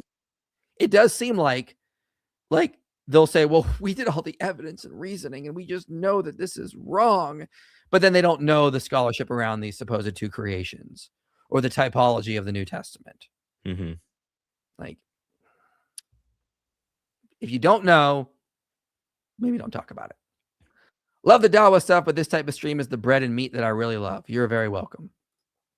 You should have gotten Jimmy Akin on this live stream to balance out the anger from Mike. No. This is my stream. We're going to be angry as I want to be. Yeah. There's a new sheriff in town. Yes. I decided to watch IP not because I had questions, lack of reasoning, and horrible understanding, not as Christianity intended me to have. That's true. Yeah. You're just supposed to just have vibes, man. That's what Christianity is about. The vibes. Yeah, bro. And think about this. Tham was an atheist.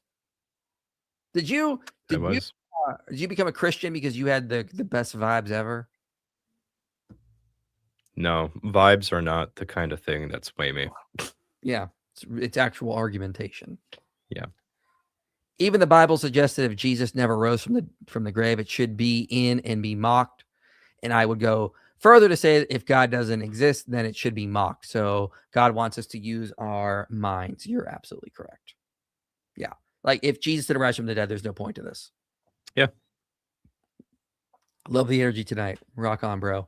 Yeah, they're brother. doing the very thing they accuse Christians of when they claim we say to reject all evidence. They're saying we should reject all evidence and be Christian. Like, what am I missing? Yeah, it's not what you're missing. It's they're not hearing themselves. They need a reality check. Not very Christianity is self-aware. Christianity is both complex and simple enough that it has room for both the highest intellects and the cognitively challenged. A beautiful feature. Mm-hmm. It skipped Isaiah 1:18 apparently. Yeah, where God says, "Come, let us reason together." Yep. Sorry, what were you going to say? No, I was going to say that like beautifully encapsulates this. Like Christianity is simple enough for the person that's not as neurotic as I am to believe it. And it's got the evidence and philosophical rigor behind it to like satisfy somebody like me. I'm too dumb for this live stream. I'm stupid because God wanted me to be unlike the devil who tempts me with reason. No, I'm dumb as God wants me to be. Yes, you're making Daniel Akikachu very proud. He prefers the low IQ, guys. Look, this guy is so dumb, he doesn't even know how to spell Constantinople. It's Constantinople. Mm-hmm. See, Miguel Seguera was raised in a Hispanic Catholic church in Mexico.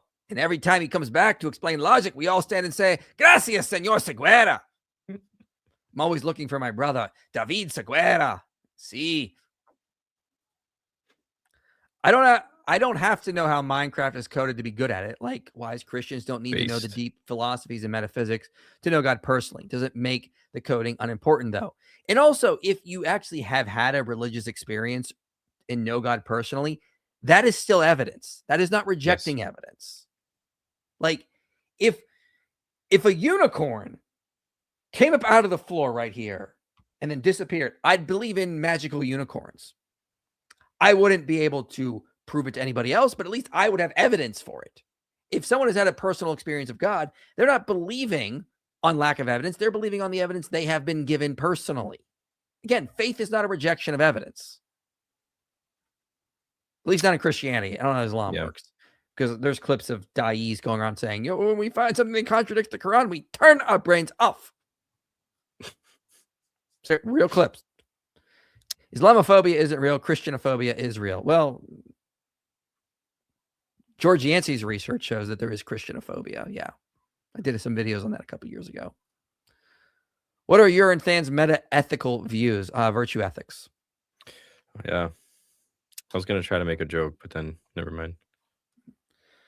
Well, mine are based. Thans are gay. There's the joke. There you go. Well, mine's the same as Mike's, so I guess Mike's is gay and based. It's ironing philosophy. Yes. Rich philosophy is so uninspiring. Very rude. Mike Winger or Rot. Whatever your Mike. I thought that said Mike Ratchet Winger for a second. Mike Ratchet Winger. That sounds like some name of a pilot in a World War II movie. I can't wait to see Alex give the guide to fixing Islam. Oh, please, Alex, I'm begging you. Please do I would love to see that, Alex. Please. I live in the Bible Belt, and a lot of Rhett's critiques do land still. The Ark is close to me, and most Christians here think evolution is actual heresy. Yeah, we agree with him on that. Yeah. No issues there. Another note on childlike faith. If you become like a child, you become someone with a lifetime of learning ahead of them. Very true. That's another important way to look at that as well. Yeah. Having childlike faith does not mean rejecting learning or reason or any of that. But you're only supposed to learn stupid things. Apparently. I mean, I think we should be childlike in that sense in all fields. We should all be ready and willing to learn more. Evolution caused them to have trust issues with the most influential people in Christianity. You mean the Pope? Yeah, the Pope's fine with evolution. So what people are you talking about? You can be an atheist and encourage Christians to believe in evolution. Minimutman does this pretty well and outright slams people who do this. That's good. Glad to hear that. Yeah, I didn't know that. Mm-hmm. As a Zoomer, I can confirm that people in the church are becoming open evolution. It's a somewhat slow process, but it's absolutely happening. I'm seeing it as well, for sure. Yeah, if you actually, I forget which poll this is. I can find it. If I can share it with you, Mike, if you want it. They actually found that the biggest predictor that they've been able to narrow down for believing in evolution, if you're a Christian or not, is actually your generation right now, because older millennials and Gen Zers and all Gen Xers who hold basically the same beliefs as a lot of even evangelicals don't believe in evolution, but believe in Christianity. Has Rhett heard of the two books? I don't know. That's a common Christian teaching that we believe in two books, the Bible and nature, the book of scripture and the book of nature, and they're supposed to refine each other. And this is, I would encourage him to study what happened during the Galileo affair, because there's a lot of myths about Galileo. Galileo was, not the actual hero of that story. And the Foscarini letter helps support that, where Cardinal Bellarmine basically puts out the idea that if you turn out to be right about Copernicanism, then it just means we need to reinterpret Scripture carefully. They were not saying, no, Scripture is dominating no matter what. They were saying, listen, if nature shows this is true, we need to reinterpret Scripture carefully. Mhm. The ancients were capable of reasoning. If Jesus performed no miracles, the Pharisees would have been all over it. There would have been sources saying that Jesus performed no miracles and the disciples' claims were false. Absolutely. It's ironically what we find in the Quran, because they're like, why is Muhammad not doing any miracles? And Allah's response is, well, he's just a warner. He's just warning you of stuff. That's it. So he's not going to do them. So it's kind of funny. But yeah, absolutely right. I don't believe in evolution in the sense of macroevolution. I believe in microevolution, i.e. adaptation. The Bible is very clear. God made humans in his own image, period. Shalom from Nigeria. Well, I have some bad news for you. If you believe in microevolution, you believe in macroevolution. Because macroevolution is just microevolution plus time. You believe in an old Earth and you believe in microevolution, lo and behold, you believe in macroevolution. And yes, the Bible says God made humans in his image, but see our Genesis 1-11 series. That refers more to an election, a relational aspect. It's not that we look like God, or it's not an ontological claim. There's nowhere in the Bible. Testify did a video on the Herod Massacre. That's pretty based. Did he? Nice. Yeah, go check it out. Tell Rhett that deconstruction implies reconstruction at some point. Otherwise, it's just destruction. It's true. Based. How do you think Rhett will justify using reason and logic from a naturalistic worldview? Sounds like faith for thee, but not for me. That's exactly what it is. I'd love to do it. I'd honestly love to be able to talk to Rhett. Yeah. Malik will have to go through the cartel to get to me. Listen here, David Seguera. Malik has got resources. What do you want? Rhett's advice. God Logic Splasher had more of a point. Yeah, apparently I told Mike about this. Yeah, apparently someone flashed on God Logic stream today. Pretty disgusting. Yeah, somebody sent me the video and didn't warn me, and I was like, there's a reason when we do call-in streams, I bring someone in. My hand is my button is on the remove button. Yeah, my hand is right there, mouse hovering over. If I see anything suspicious, bam. If 5 minutes in or so, I'm like, all right, nothing's gonna happen, and then I, take it off. But I'm always like, I dare you, because people don't know. We actually one time in a call-in stream, we did have a Muslim in the back stream getting ready to flash us. He just was so stupid, he didn't realize his camera was on, and he was showing body parts, and I'm like, yep, ban. So that almost happened. It was almost when Coley was on, because the guy was fighting with Coley in the backstage, and I was like, I was keeping an eye on him because he was already coming across as an arrogant SOB. And I was like, all right. And then sure enough, ban. Man. Oh, to clarify my last super chat, AOC is Alex O'Connor. Okay. See, I saw AOC. I was like, isn't that Ocasio-Cortez? So what was my the question mistake. you asked then? I don't know. I'm looking for it, man. I'm trying to find it. It was really far up.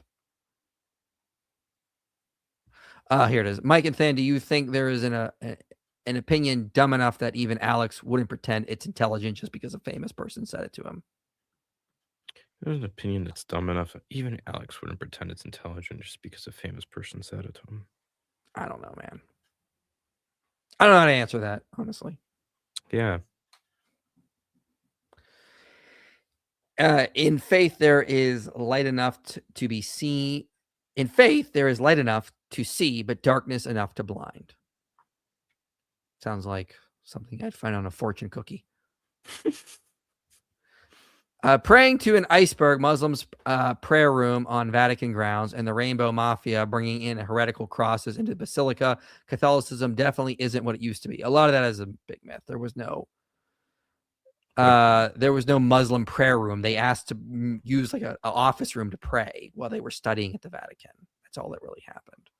I'm not saying we physically look like God. I meant we didn't evolve from lower life forms as it's claimed in the theory of evolution. Shalom. All right. I mean, I disagree, but check out our videos on that because we cover that in detail. So let me check the poll. How are we doing on the poll? So 356 votes. 83% say no, they're not going to take Rhett's advice. Well, good. I'm proud of you guys. Based. Super based. And with that, We're done. We are done. All right. We'll do a call and stream later this week. I think Thursday. But until then, see you guys next time. Bye. Stop laughing at me. You made it to the end of this video, which means this message matters to you. If you want to see more content like this reaching people for Christ, you can help make it happen. Your support makes these videos possible. Click the link below and donate today. And if you want to go even deeper, consider joining our Patreon community. You'll get early access to videos, behind-the-scenes content, and a place to connect with others passionate about this mission.